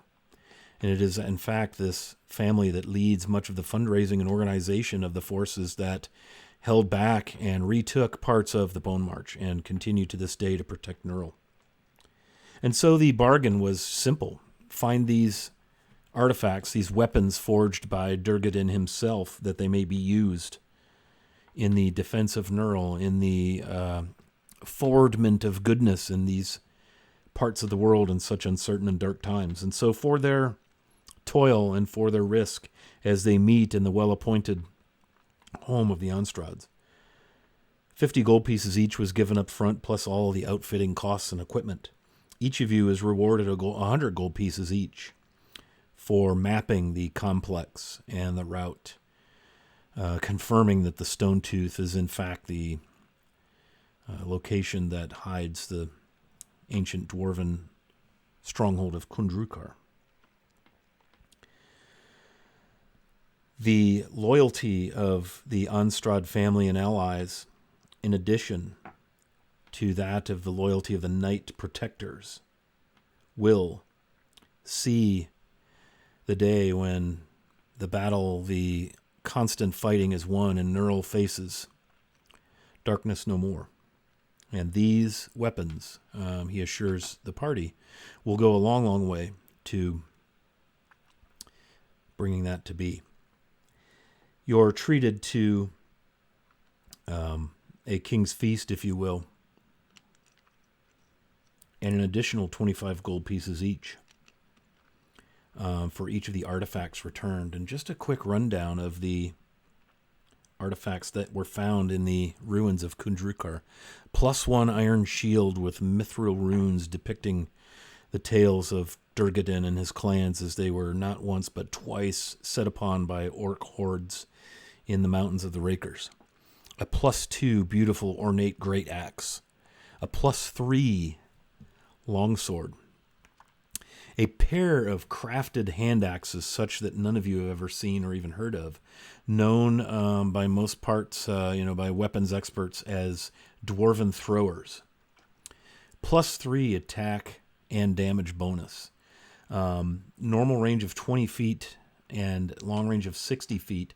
When you hit with a ranged attack with one of these weapons, it deals an extra d8 damage. If the target is a giant or an orc orog kind, the damage is 2d8. Immediately after the attack, the weapon flies back to your hand. If you are proficient with hand axes and you wield these, you gain the proficiency bonus to your attack and damage rolls as well. So a very powerful pair of items there. Also, a mithril chain shirt +2, chainmail +1, the potion of flying, a bag of holding, wand of magic missiles, 150 gold piece black pearl, 250 gold piece garnets, 278 platinum pieces, 2,430 gold, 6,200 silver. All but the weapons remain in the possession of the party, as promised by your agreement with Vinek Onstrad. So you'll have treasure to split, however your characters see fit. And so it is here we end the first secret of the Flanaess, a successful, harrowing adventure that saw the death of one character, the near death, numerous occasions of Hebney, the clever convenience of being out of the throes of battle by one Blarg, the linguist goblin, the wizardry of the not wizard Erdith Carwin, and the near death and divine fortitude and wisdom of the cleric of now Moradin restored, Daryl Nimblebottom. So it is here I wish to stop the narrative and get into a little bit of a postlude. I'd like to go around the table now. And man, has it been a fun time being your DM. Holy crap, you guys make this easy. That last encounter with the resurrection was really cool. So thank you all for that. That was great. What an honor and a privilege. Let's go around the table now. And I just want to know just quickly what's going on with your characters now that this tale has ended, because we're going to depart upon a new adventure with new characters, altogether different. This chapter is over. Secret number 1, if you will, of the Flanaess is now concluding. Let's start with Hebney. We'll just go kind of top to bottom on the screen. Hebney, what are your plans now that this has been concluded? Well, Hebney started out as a grumpy gnome who wasn't that interested in people, and he's still that gnome for sure. But he also has taken to heart some of the teachings that he learned from his cleric friend Daryl, and has tried to incorporate a bit of happiness into his life. So I think he definitely is going to be semi-retired from the heroic adventuring lifestyle, because he didn't really like being a hero all that much, as he expressed numerous times. But he is going to take some of the funds that will be divvied out amongst the party from their adventures, and he is going to finally build his own workshop, because he's been renting a workshop in Caverick's Cove. He's going to build a workshop. He is going to employ a few people, and they are going to be primarily focused on building tools for the fishing industry and the farming community, but then also very focused on making toys. And so that's going to be what he's going to dedicate part of the new workshop towards toy making. And are you going to keep, if I missed it, I apologize. I was kind of thinking about a couple things as you were going on there. Are you going to remain in your shop in Caverick's Cove down there in the wharf district, if you will? Yep. Okay. Yep, he's going to stay in Caverick's Cove. He's going to build a new shop, because Right. he'd been renting. So Right. his idea is that he's going to use the funds to build a shop, to employ some additional help, and build tools and toys. Yeah. Nice. Very good. Very good. Okay. Let's go to Daryl. Thank you, Hebney. Daryl, where are you headed after this? What's next for Daryl Nimblebottom? Yeah. So Daryl, as you kind of got from what we were talking about, Daryl now, because of what's occurred, has been thankfully not only been able to resurrect Baldwin, but now he is also released from Flanaess. So he's been able to go back to worshiping his god that he was prior a priest before, when he was learning his ways as a priest. So his plan is to go back to the Vespi Forest. So he will go back to his village. He will try to set up a parish of parishioners, of followers of Moradin, and he will donate most of his gold and whatnot back to the village where he came from. He will probably stop by the local church in Caverick's Cove to be able to donate some of the money that he was able to get, and then the rest of it he'll bring back with him. He knows that he still has 3 brothers that are out there, fighter, thief, magic user, or wizard, that are all out there still traveling, 2 of which are in the city of Greyhawk, and he hasn't heard from them. And so on his travels back from Caverick's Cove to the Vespi, which is, you can see on the again on Anna's map, is a long way that he's going to go in order to get there. his hope is that he'll be able to get some information along the way with regards to what's happened to his brothers. Obviously, Bingo took off for the city of Greyhawk because there was some. I don't know if you remember this, but there was some earnings that the family was entrusted to, and he was being brought there to be able to try to collect some of those earnings. So, on his way back, he's going to see if he can at least find out what's happened to his other family members, to see if there's anything he can do to help them. But again, his goal is really to go back home. He's kind of like Hebney. He's done with adventuring. That was never his purpose. He was basically pushed into doing this because he found that it was his only way to be able to resolve the conflict within him. And so now that that's done, he feels like he can go back to his simple life. What a relief, right? Pretty much for Yeah. him. Nice. All right, so that's Daryl. Wow, what an arc. Very good. Eridith, Carwin, what's going on with the not wizard Shadarkai Arcane Archer, which is why we got confused, because you do wizard-like things. Boy, you take the Mage Initiate feat that gives you 2 cantrips and 1 first level spell, and everyone thinks you're a wizard. So Eridith applies to the University of Phoenix to become a wizard. No, No, he goes to Hogwarts. Just goes all in. Just Hogwarts. goes all in. There you go. Hogwarts. Yeah, Hogwarts. No, so Eridith was kind of mulling what is the next step for him, because again, if you, as I kind of briefly say at the intro every time, if you remember way back when we started this campaign, Eridith was found kind of all beaten up. He was the only survivor of a group of 4 Shadowkai sent here by the Raven Queen in pursuit of looking at my notes, a Gloomweaver who had stolen an artifact from her.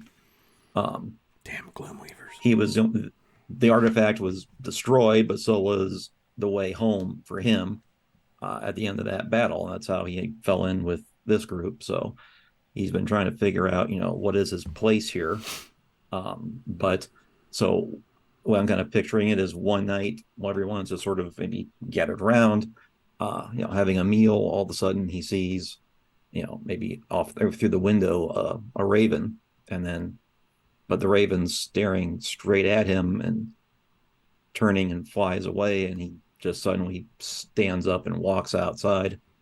And if anyone follows or not, I don't know, maybe no one cares. But what happens is he steps outside, and the raven lands, and a rift appears, and Eridith falls to his knee, kneeling, and you see through the rift occasionally some black feathers blowing through, and you hear his side of the conversation where he says that, yes, we did succeed. No, everyone else, fell. He pulls out his pack and frantically pulls out this, I think it was the head of a spear. I think it was a spear, yeah. Pulls it out and holds it up, presenting it. And again, just only his side of the conversation, you hear, yes, thank you, yes, please. And he stands back up, he turns and looks back to all of you and just nods and says, Baldwin, whether you know it or not, my queen was watching over you during your brief departure from this realm, and it is through that connection she was able to finally track me down. And I thank you all for everything. Hebney, thank you for the offer to work in your shop, but I'm returning home. And he just backs through the rift, and find a little flurry of feathers fly up, and the rift just closes. And he returns to the Shadowfell.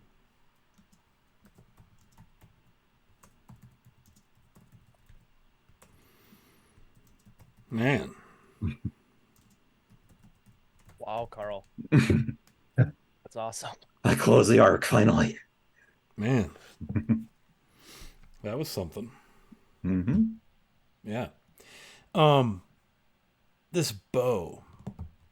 Mm-hmm. The Blood Talon longbow that you were wielding. Do you want to give us a description of that? Do you have it handy? I've got it if you don't. I just close out of that, but it's basically it was a homebrew modeled after the Dragon Wing longbow from the Treasury of Dragons. In the Dragon Wing, the Raven Claw longbow, just essentially it always makes its own ammunition, so I never have to worry about having arrows. I pull back and arrow appears. A Dragon Wing longbow, depending on the hue of the scales on the bow, it does the additional damage of fire for a red or lightning or acid. In this case, just given the history of the Raven Queen and death and everything else, that's where I was always doing the extra necrotic damage at every shot. Mm-hmm. Mm-hmm. And instead of looking like dragon scales and dragon claws, it was more intricately carved raven feathers and raven claws holding the string. Infused with the essence of a breath of the Raven Queen herself. Mm-hmm. But this only works when it's attuned to a Shadar-kai. Yeah, really cool homebrew, man. I wanted to drop that in there because I thought that was Thanks. very creative, man. Very cool. Awesome. Thank All you. right. Baldwin O'Farrell, what's new lease on life, quite literally? What's up with Baldwin? What are the plans? So on the trip back, Baldwin spent a lot of time talking to his new brother Daryl, and trying to come to terms with all that had happened to him spiritually. Now he was raised under the auspices of the druid Dumathorn, who is the keeper of the secrets under the mountain. But he was never a miner. As you all are very aware, his avocation has always been to be a brewer. And that's always been his side thing when he's not adventuring. So, but he is fascinated by the fact that, through the auspices of Flanaess, he was brought back. And Flanaess is a very important deity in the area where we are right now. And so, not unlike Hebney, Baldwin is planning on settling down in Caverick's Cove. He wants to use his share of the treasure to open a distillery. And Nice. no surprise to any of you, he's going to be creating a bespoke distillate of vodka called Vodka.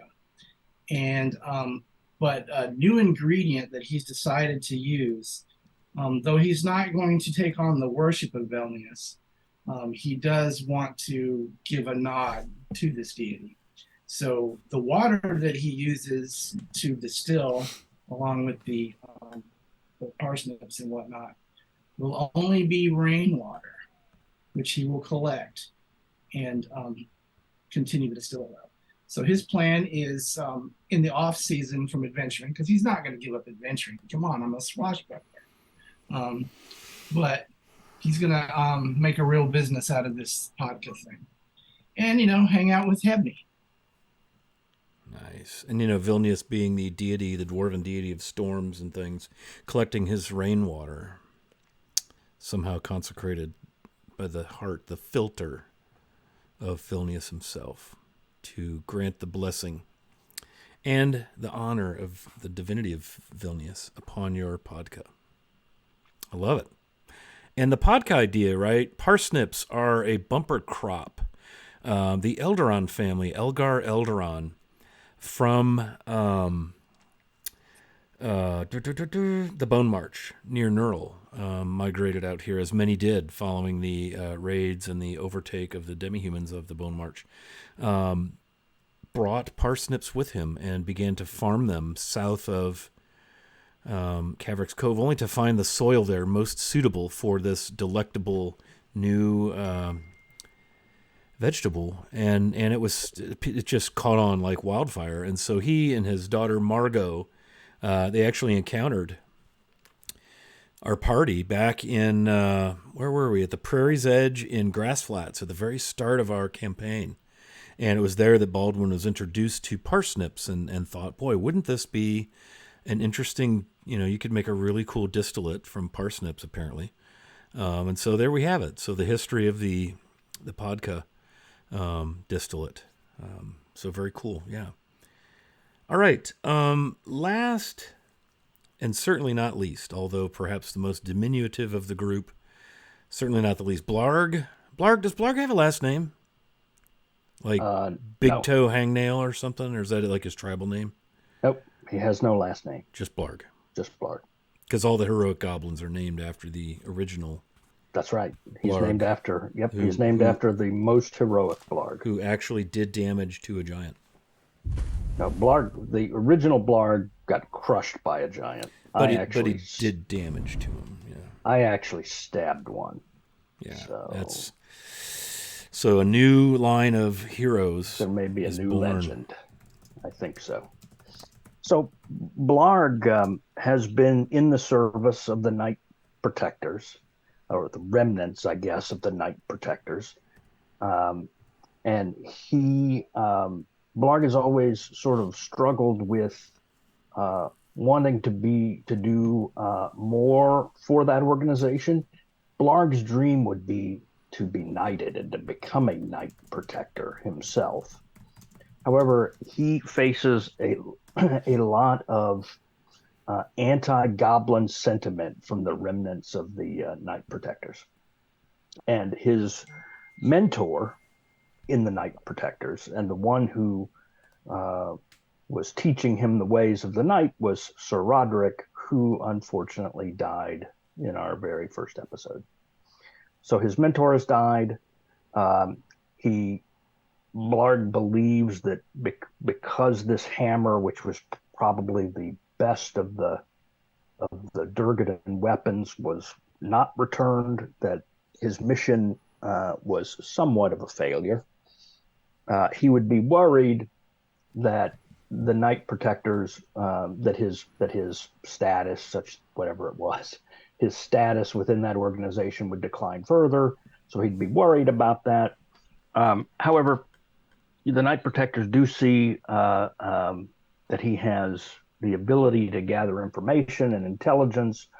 And although they're not going to promote him to a knight, they do want him to continue gathering intelligence on their behalf. And they're going to send him on a new mission that's south of here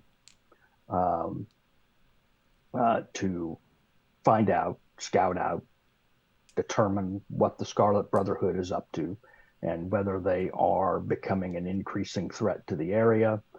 And he's been given the name of some hoity-toity druid who apparently has some information about this.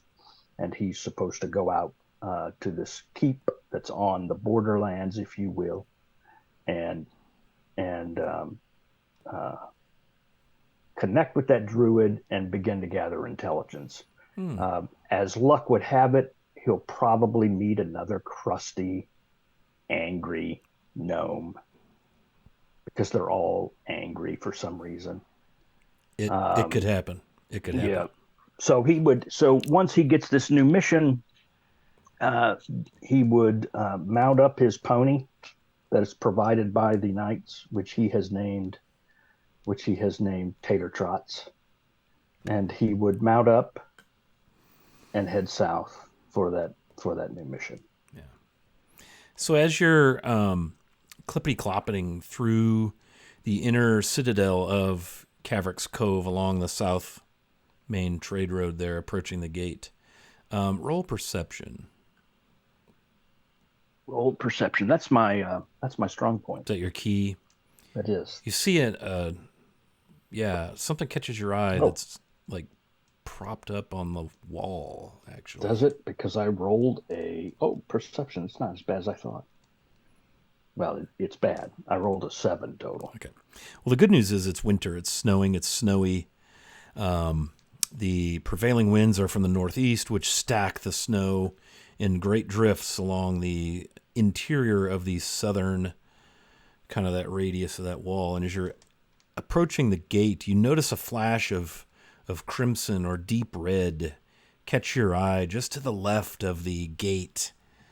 And you see an item half buried in the snow, kind of looks to be sort of leaned up against the gate. Almost as if it were left there, and I've revealed it on stream there in our little visuals. But you see a battered and broken shield with the crimson and black livery blazoned, painted crudely upon it, just leaning there in the snow as you approach. I'm sure it's nothing. Yeah, Blarg would certainly take that as a bad sign. I wish you well from DM to player on your journey southward, dear Blarg. Yeah. So that kind of wraps this. I will say there's a connection Blarg established for us because on other Sundays when we're not doing this, we're doing that, and by that I mean a game we've called How Comes the Darkness. Very cheery little thing, and it's a little bit of a different approach to D&D that I'm used to anyway. It's just 2 players, but they play like they're 5 people. So Carl and Blarg, Chris, see, you're Blarg to me now, are our 2 players in that, and we just really wanted to just play more D&D, so we thought, let's try this thing. And so Chris decided to be Blarg in sort of a continuation forward of Blarg's, narrative. And then here's, just as luck would have it, as we got close to the end of this, we thought, well, let's just go ahead and do an entirely different adventure, because one by one players were like, yeah, I think I'd like to try a new character, going forward now that Forge of Fury's done. And so that kind of morphed into, well, let's just close the book entirely on the this mission involving Hebney, Daryl, Eredith, Baldwin, and Blarg. But Blarg is actually going and has, we've actually had one episode where he did meet the aforementioned druid who goes by the name Quinn Liver, played by Carl. And so you can catch that on the...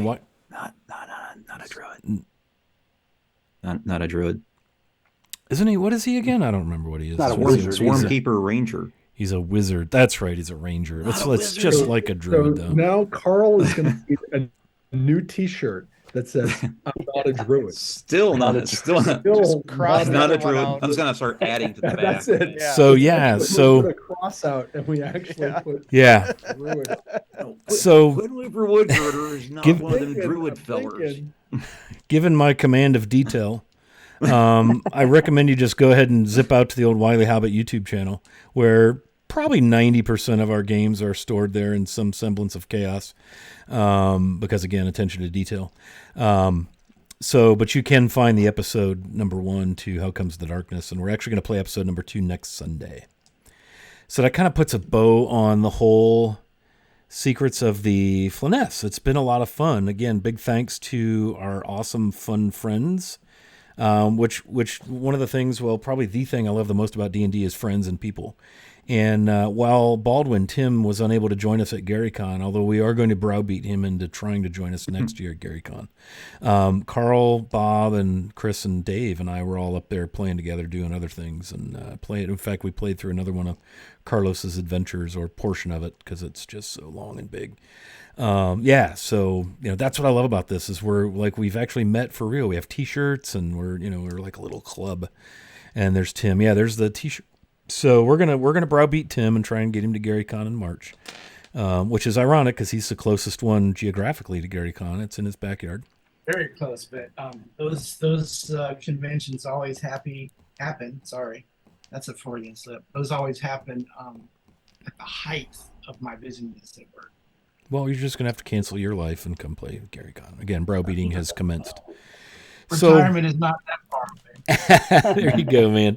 So that brings us to a conclusion, and we're going to jump right into a beginning, Scott, a session 0. Yeah, Dave? Before we do that, I just want to say thank you for, on behalf of everybody, I'm sure, at this virtual tabletop, for bringing us together and running this game and being such an awesome dungeon master to play with. So thank you, man. It's been a pleasure. So it is a blast. It's an honor. I appreciate it. Thank you for saying that. That's very nice. You do a great job. Nice. It's a lot of fun. Very good time. Freaking love D&D, man. So I'm going to pull up ooh, boy, did I just pull it up on stream. It's ginormous. I'm going to pull up a little map, and we're going to start kind of chatting a little bit about our next Secret of the Flanaess. And so in keeping with our enjoyment of all things kind of classic D&D, I'm going to pull up a map from our good friend, Anna B. Meyer, the Mistress of Maps. And what this is, I'll go ahead and zoom out a little bit. This is the...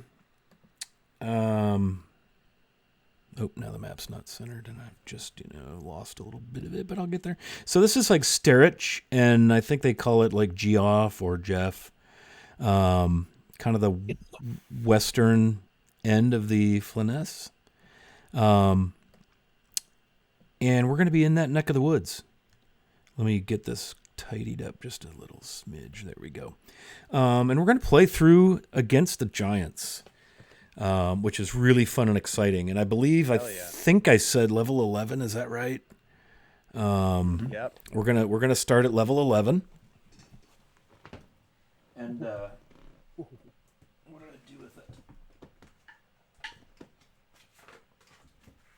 it? So against the giants, if anybody's familiar with, I can't get it to show up, but there it is, kind of. So this is a classic D&D module. This is actually one of the earliest whoops, I turned my video off altogether. That's not what I wanted to do. This is one of the earliest publications of the early modules. So this is by Gary Gygax. It was published in, where is it? A long time ago. I want to say like 79. I'll find it here while we're chatting. But we're going to go through G1, 2, and 3. 1978, and then reprinted in 81. So you can kind of, there it is. You can kind of see it there. So we're going to do that. This is the reprinting from DM's Guild. But I'm going to be running it out of the book. The same book we just ran Forge of Fury out of, actually. The 5e book, Tales from the Owning Portal. You can find the G modules in there. And so we're going to start with that. And let me zoom in for geographical purposes. And then we're going to kind of get a quick little early peek at our characters. Man, these maps Anna creates are just mind-blowing. So you can see where my cursor is. Let me drag that over right here where it says Steading of the Hill Giant Chief. That's G1. So it's built into the map. It's in the Jotuns or Jotuns. I'm not sure how that's pronounced. Jotens, near Headwater. And it's actually in a little corner of Sterich, the Kingdom of Sterich, which is south of Geoff. And it starts with giant-related drama. So I want to just kind of throw the floor open. Before we start talking character details, how do you guys want to handle, we're going to session 0 live for y'all, how do you guys want to handle character backstory? You know, when you play, Dave kind of pointed this out off air. Sometimes when you play a published adventure, you drop in at the start and you go play, kind of like a la tournament con style. But I'm a big fan of your full agency, of your characters, your backstories. So how much backstory do you guys want to incorporate in this? Because that'll tell me how much hook I need to involve all of that and get you into the tale. Yeah, I would like to share with you things that I've started and get your input to like give us a deeper backstory, you know, especially for my character. Yep. My the character I'm using was originally meant to be an NPC in my own Giants campaign. Oh, cool. And we ended up not doing that campaign, but I had this, you know, this NPC, you know, was like in process of being created. And so when we discussed doing this, I decided to upcycle that character and raise her levels a little bit to match what we were looking for. And so I have a kernel of a backstory, but I'd be looking forward to some help from you and some collaboration on, you know, giving her like a meaty backstory. Sure.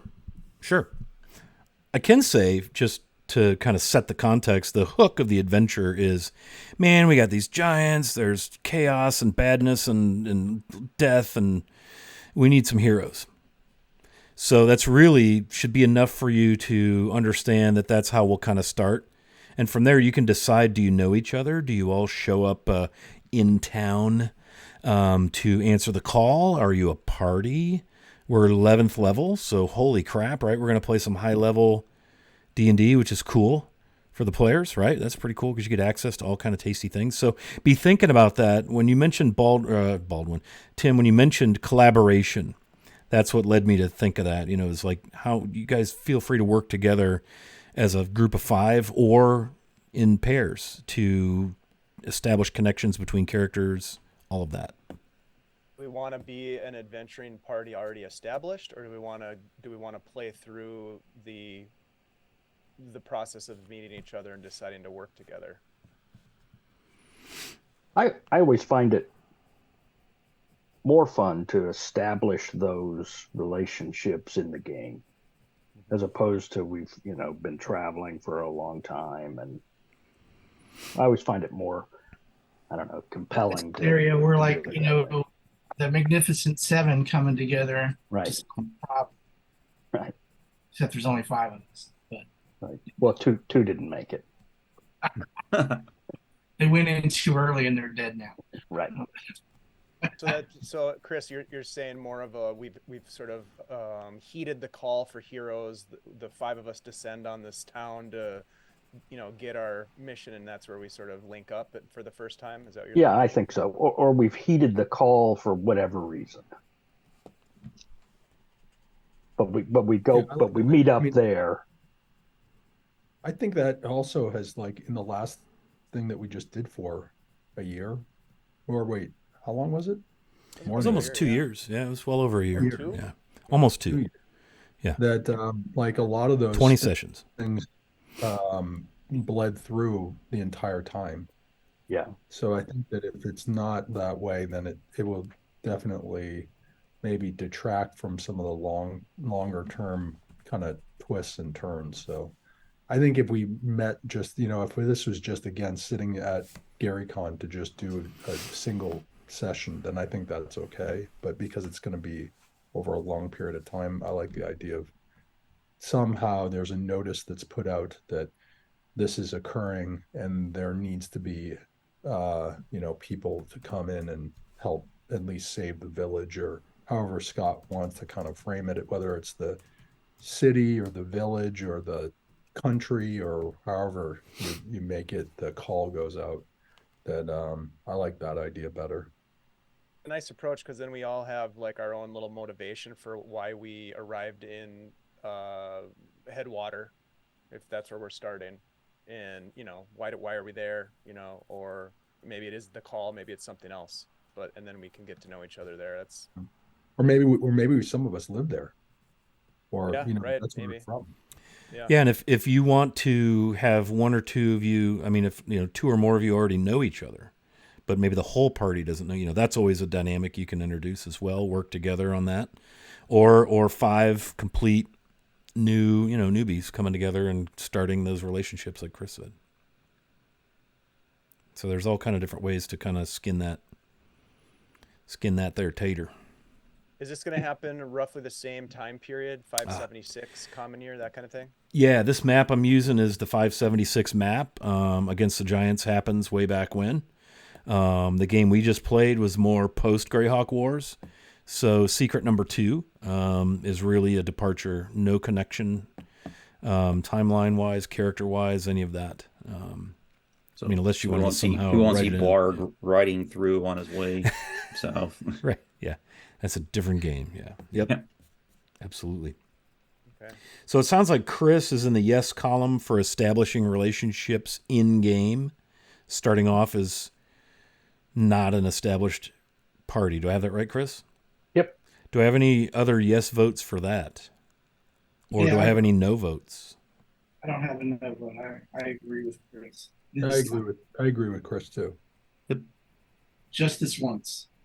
Yeah, you don't want to make a habit of that. Don't He get isn't used to it, pal. Yeah, he's kind of a disagreeable guy. Can't believe you agreed with me, Tim. I wanted to take the hammer and leave your guy dead. Yeah. Yeah, well, I'm a big thinker. Big picture thinker.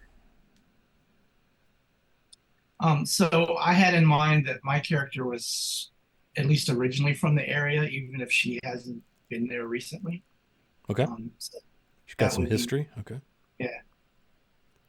But beyond that and who she is as a basic character, there's some things to discover.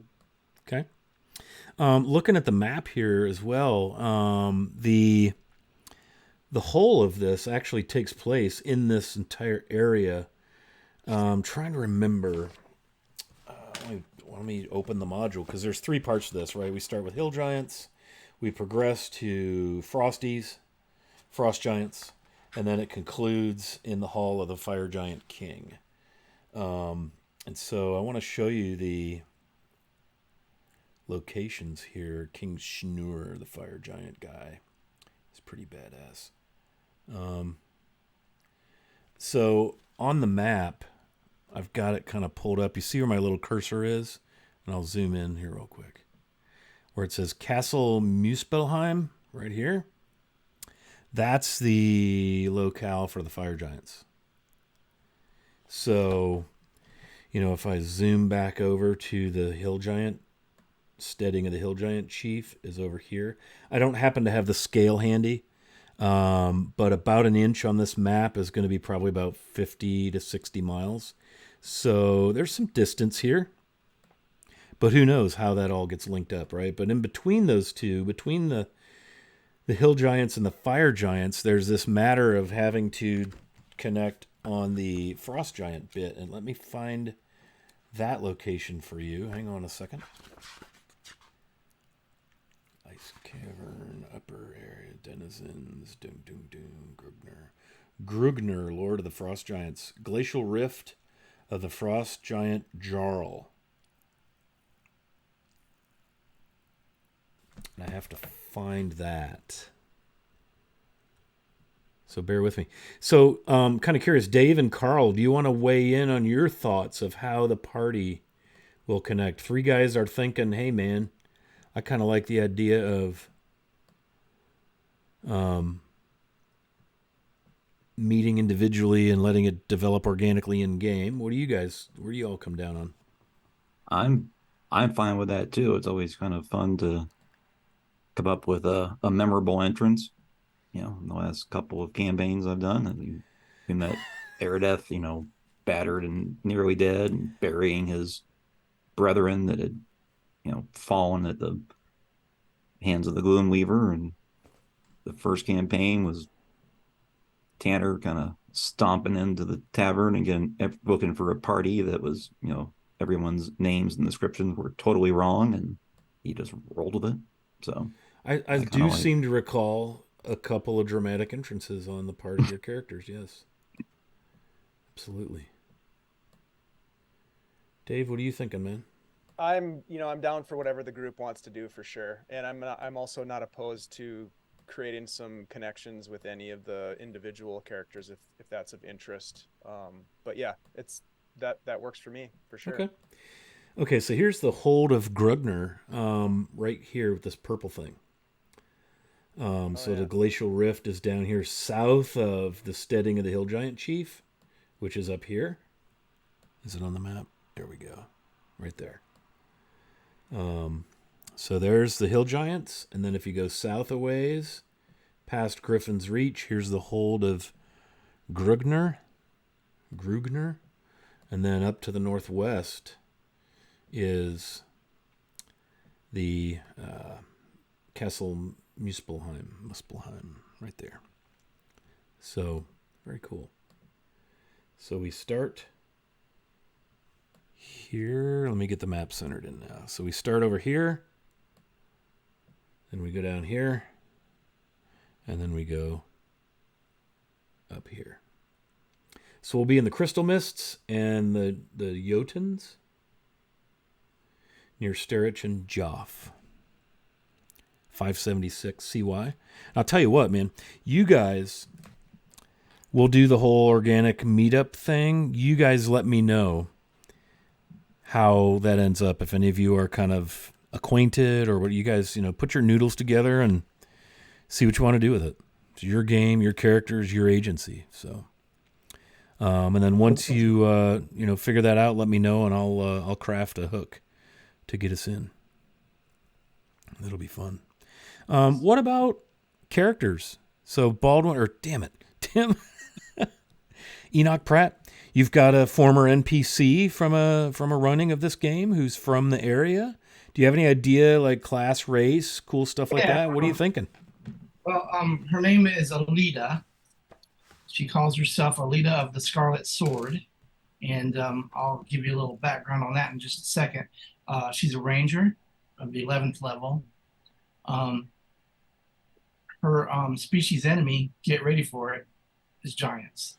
No. Little on the nose. Very nice. Very nice. You're going to need it. I'm telling you, you're dealing with giants here. This isn't like march in and throw hands, right? So she's from the area, and even though my understanding of the history of all this is that the giant situation is getting bad, but it's kind of always been a little bit there.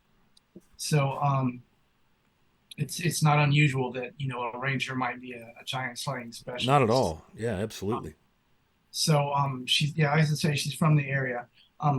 Actually, she's had virtually no playtime as an NPC, and she was lower level.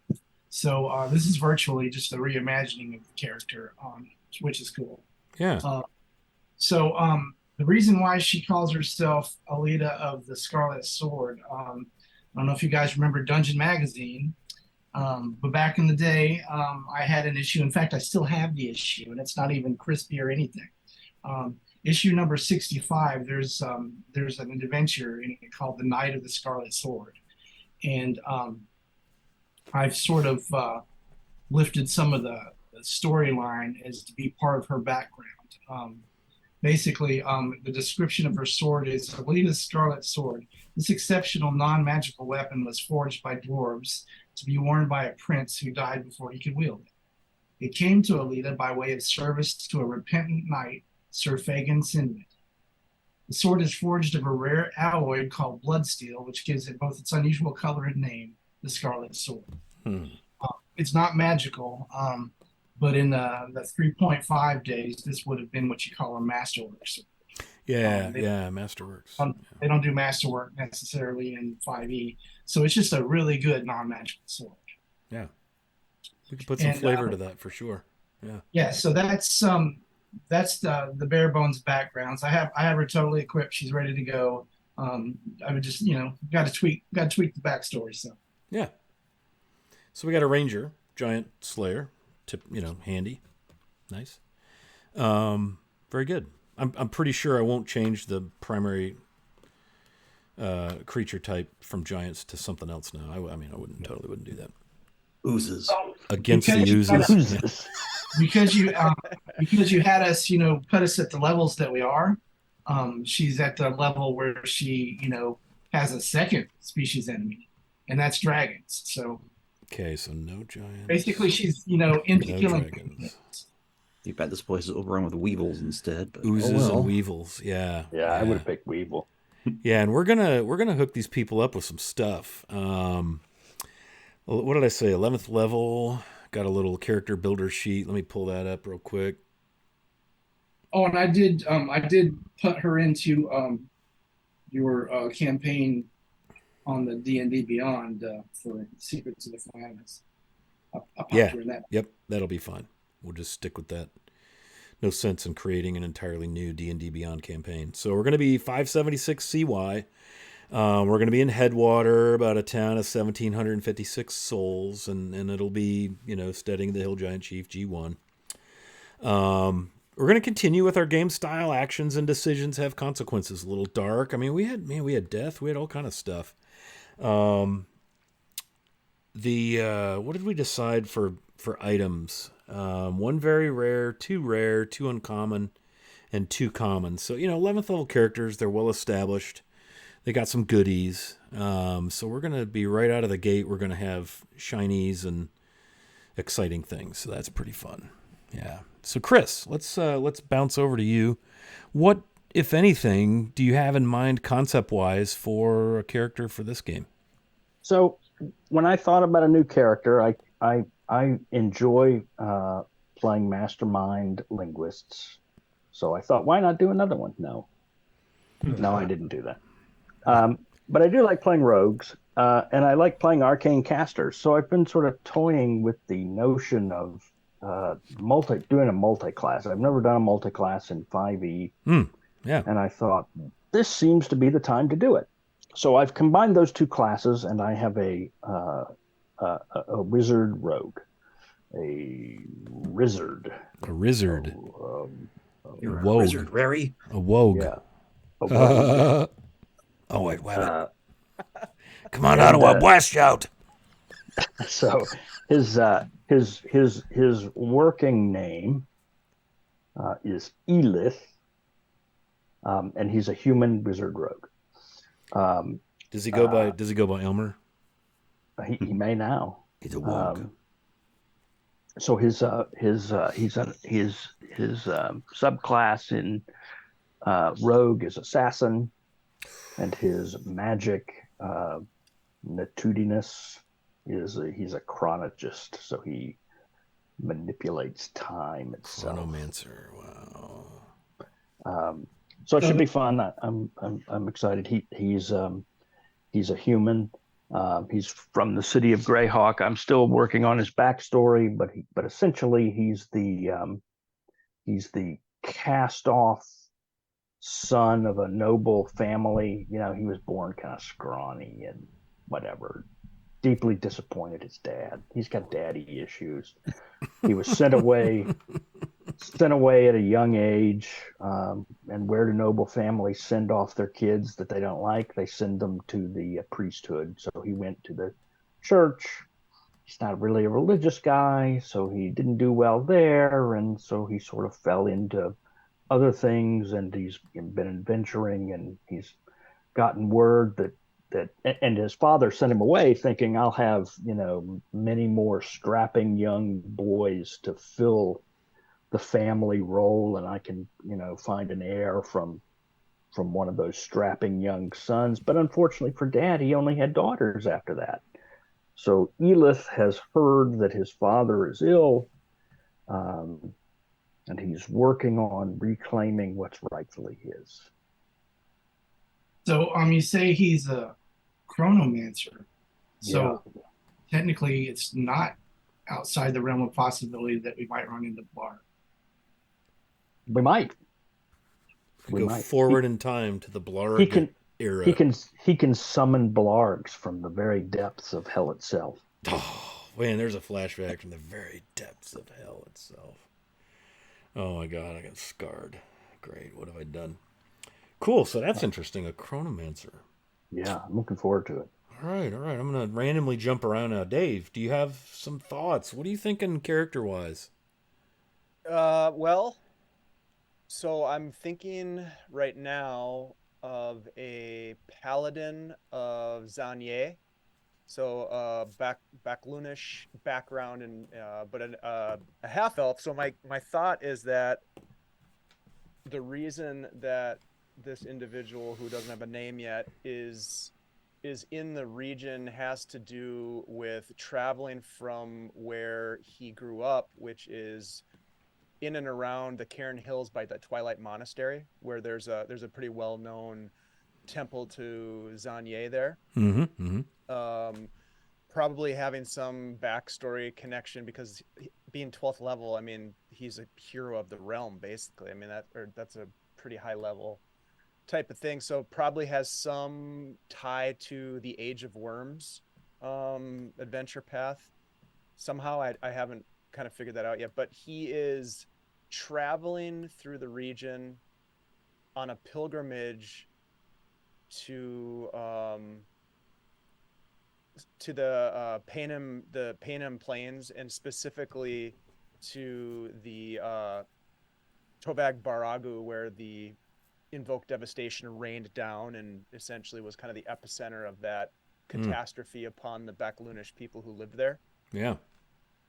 So probably has a strong inculcated hatred of or disdain, let's say, for some of the Sul imperialism. Yeah. So he's on a pilgrimage, but somehow gets tied up. I'm thinking maybe there's a because of there's so if you look on the map back to where Sturridge is, Mm-hmm. and you look near just above Griffin's Reach, there's a narrow point in the Crystal Mists, and there's a pass there called the Abandoned Pass.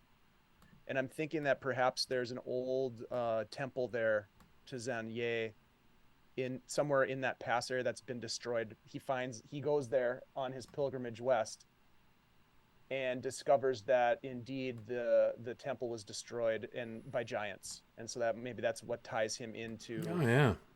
Into the adventure, is that he is going to avenge the death of the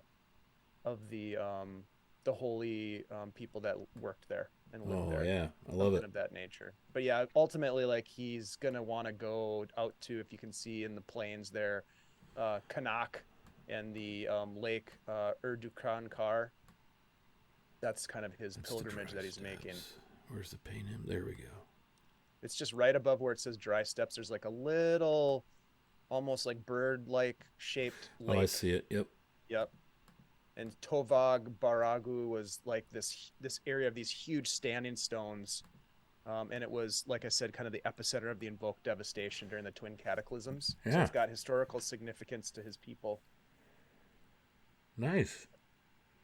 So yeah, That's pretty cool. Paladin. I've never played. Well, I've only played a Paladin once, and it was in a one-shot. So I'm excited to play one in a little bit. Have longer you format. got to the point where you know what oath or subclass or focus your Paladin's going to be? I've been Or are we saving that? No, we don't have to save that. I've been playing around with a couple of different builds to kind of get a feel for how they would fit together. But my thought is that, so I'm also going to multi-class. So Paladin, Oath of Vengeance. That makes sense. Yep. Yep. And then Rogue Assassin as well. So Oof. my thought is that he is part of the faithful of Zanye, but he is also sort of within a smaller secret sect of that religion that is sent out to reestablish balance by perhaps assassinating, or it's for the greater good kind of thing. Yep. And he has certain skills. He has a certain set of skills. That's absolutely right. Yeah. And here's Yeah, Griffin's that's kinda what I'm Reach thinking. on the map, where you were just talking about. There Yep. it is. Yeah, you can see the so just abandoned north of pass there. Yep. Yep. Awesome. All right, that's pretty cool. Yeah, here's Abandoned Pass is right here. This pass apparently has been abandoned. And Zanye is a cool deity, because the Lady of Perfection, symbol is the black lotus blossom, which is has a lot of cool symbology that I'll probably lean into on that. Domains of knowledge, mind, trickery, and war. And they are, very much shadows and twilight. Yeah. So it kind of ties in a little bit with that there's a secret society within that religious sect. So Man, a lot to work with here. And I like that you've tied it to the issues with the giants. Like everybody's bringing their own reason for being here. But it'll all culminate in a common hatred for giant kind. Yeah. Nice. Great. Cool. Thank you, man. All right. So, Carl, what are you thinking for your character? Well, so I have just as sort of, I don't know, hobby or whatever. I just, every time I get an idea for a character, I just start making random characters. So what I kind of settled on was the backup character I'd envisioned after Arideth almost got trampled to death by a Savager in episode, what was it, 2, maybe 3? Early on, we almost lost Arideth, yeah. It was like almost the shortest lived character I ever had. It's like, I better get a backup ready. Guys, I tried. I know you were hoping. Yep. Couldn't quite close the deal. I know you want me to play a wizard, and you just couldn't off the archer, so sorry. But so again, this is kind of who I envisioned to be my backup character, and in a way, you're all responsible for this. His name is Imnata Huizard. He is a tiefling druid, circle of spores, just because as I was reading up on all the character classes, it was just sort of intriguing to me, this whole druids that are, all about, nature, but yeah, there's life, there's death, it's all part of the circle of life. There's So fungus. there's fungus. Just had this And what guy was the walking name around. again? Could you share that with us? Imnata Wizard. So See what you did there. Yeah. yes, his mother was Nevera Hamaj, and his father is not Wizard. So yep. And did you tell us the race of your character? He is a tiefling. Just Tiefling because druid of the I've spores. kind of wanted to play a tiefling, and now that I've read up on the history of Headwater, and it's 90 some percent humans and very few anything else, it's like, oh, I'll fit just in That'll perfectly. make a perfect So entrance. Yeah. perfect place for a tiefling. So I kind of envision him as a bit of a loner, kind of just wanders around through that whole valley kind of perimeter of that mountain range, up and around, just looking to help people, to try to keep the balance whenever he can. He's going to be, whereas Eridith was, I always envisioned him as just very stoic and thus kind of quiet, and that's, I was trying to figure out how am I going to loosen him up, because That stoic never is worked out. cool, but no, but stoic's not a lot of fun to play sometimes, because it's like, well, he would just stand there and watch. So Imnata is more of a boisterous, somewhat impulsive, kind of like, all right, we decide to make a plan, and all right, let's go. And he starts walking 20 feet and turns back and realizes that no one's walking with him, and he has to go back, and what are we waiting for, kind of a thing. So he again, so 11th level druid, man, they got some interesting fun spells are going to be fun to. Druids are fun at higher levels. Yeah. Oh yeah. Yeah. And it's like I said, he just tends to wander around that whole kind of triangular valley there in the nook of the mountains, and just sees more and more signs that the giants are, on the move, and we're not playing nice and staying where they're supposed to stay, and someone's got to sign to put the smackdown on them. So yeah, good. I like it. Very unique. I love these characters. Very unique, different, deep backstory opportunity. Plenty of. I'm seeing plenty of opportunity for the DM to do stuff. Just leave it at that. Mm-hmm. All right, Doc Shoulder, Mr. Bob. What's going through your mind as far as a potential character here? So taking on a little bit of Carl, because he brought it up, that actually maybe it was Chris who brought it up, was playing a multi-class. I think it was Chris. That I've always, from 1E, I think the ultimate multi-class is a fighter magic user or fighter mage. I think that they capture the essence of what a multi-class should be, and so I wanted to do that. And so I think I don't really have a lot beyond that, except that what I want to do because of the campaign is, I don't know if you've ever heard of Jovans. And I don't know if Tim, if you've heard of Jovans before, but basically they are the offspring of humans and giants. And so they are oftentimes in areas of where giants have like invaded villages, etc., and then the humans will start having families with the giants. And so the offspring is basically half human, half giant. And the closest that I could come up with a class that I could think of was the Goliath. And so my hope would be, or what I would like to do, is play like a Goliath fighter wizard whose parents were half human and half giant. And he was raised in a setting of, and most of my understanding of them by reading up on them a little bit is they either tend towards one or the other, meaning that if they're raised by giants, then they're tend to be take on the social structure, et cetera, with regards to giants. Where if they're raised by humans, then they take on all the social structures and whatnot of humans. And so he was raised by humans, so he's being part of the reason why he's going to be called to help out in this situation is because of his size. Just the mere fact of his size alone, he would be able to assist in the defending of the humans.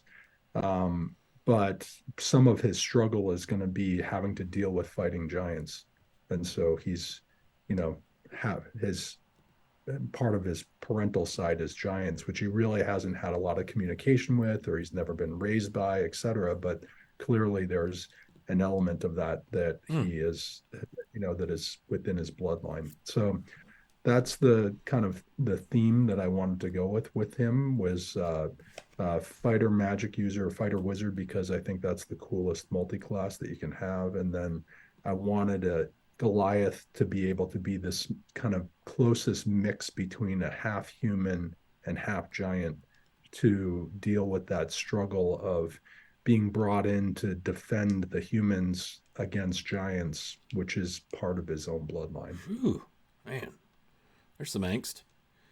Everybody's going to be happy to see him come wandering in because, half giant, that's going to go over well. There's one of them right there. Yeah. He's got to figure that out. You got to figure that out as well. We, Doc, you and I offline, we can demon first. Yeah, right.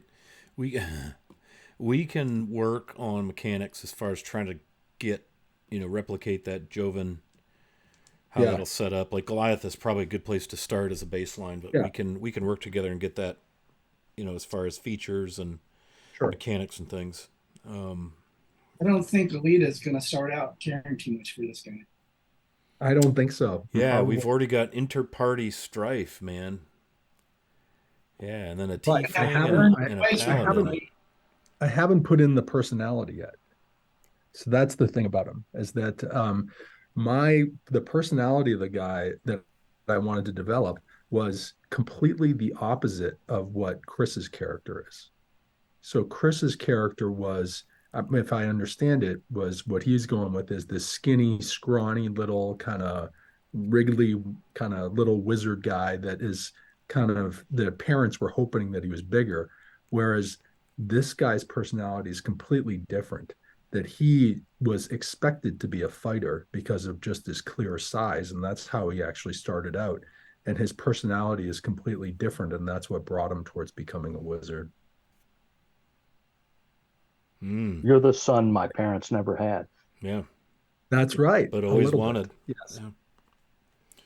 So, wow, you're giving the DM all kind of good treats little snacky treats to drop here and there.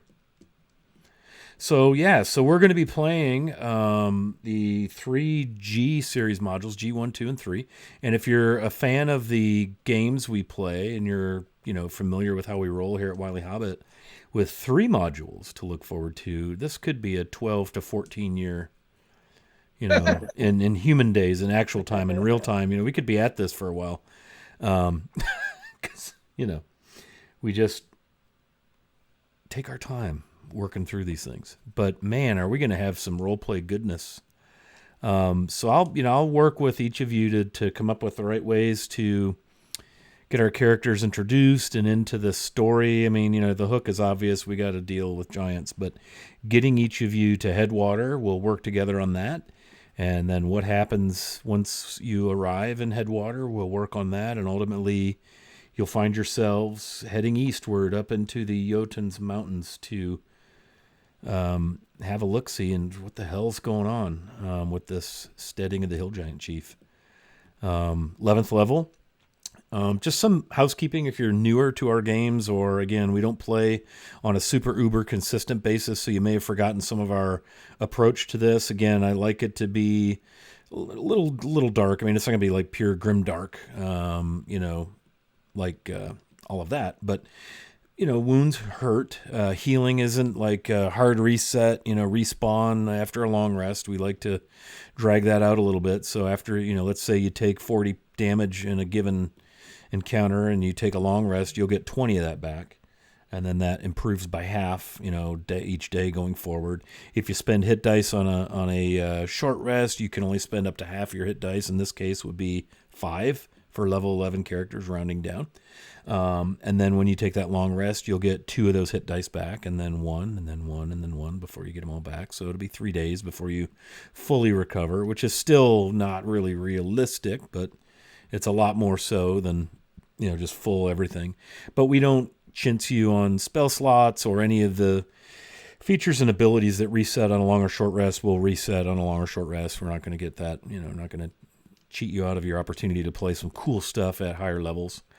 So that's probably the biggest mechanic that we go with. I'm still tinkering with adjusting. I think I might want to adjust how we do critical damage. I've always been full damage, including modifiers and weapon bonuses, and then re-roll any damage die and add them.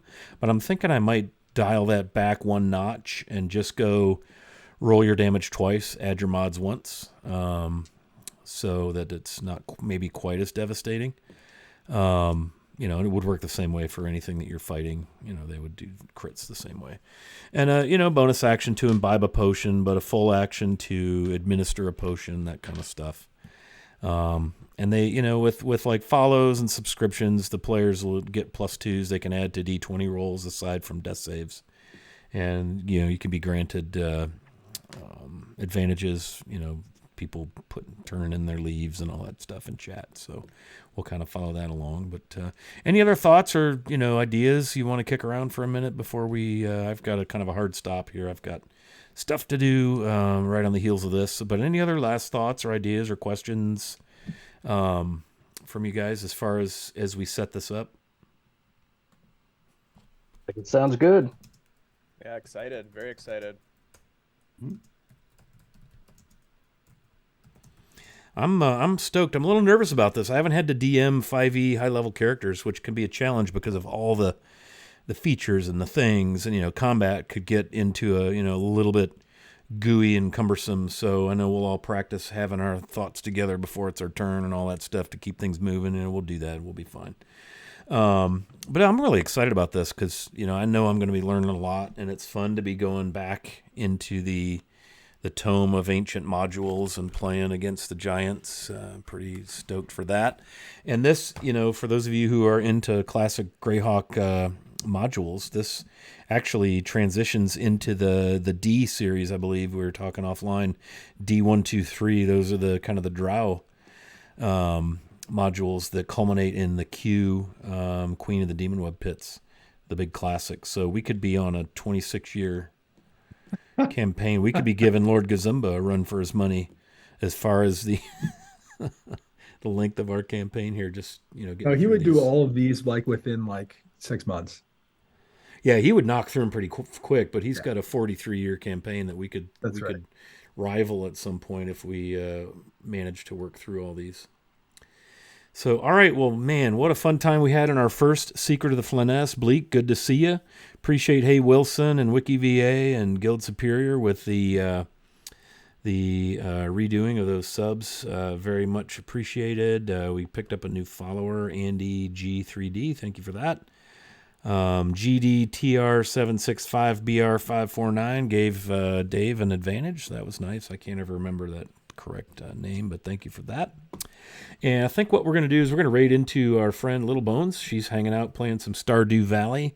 If you get a chance to hang out with Little Bones, she's super cool. You'll see her a fair amount over on Lord Gazumbo's channel playing in the, what is that group called, Dave? Do you know what is that? The Slobber Knocker Squad? Yeah, whatever that is. I think she's part of that group with like Creep Show, Darling Creep Show, and Josh.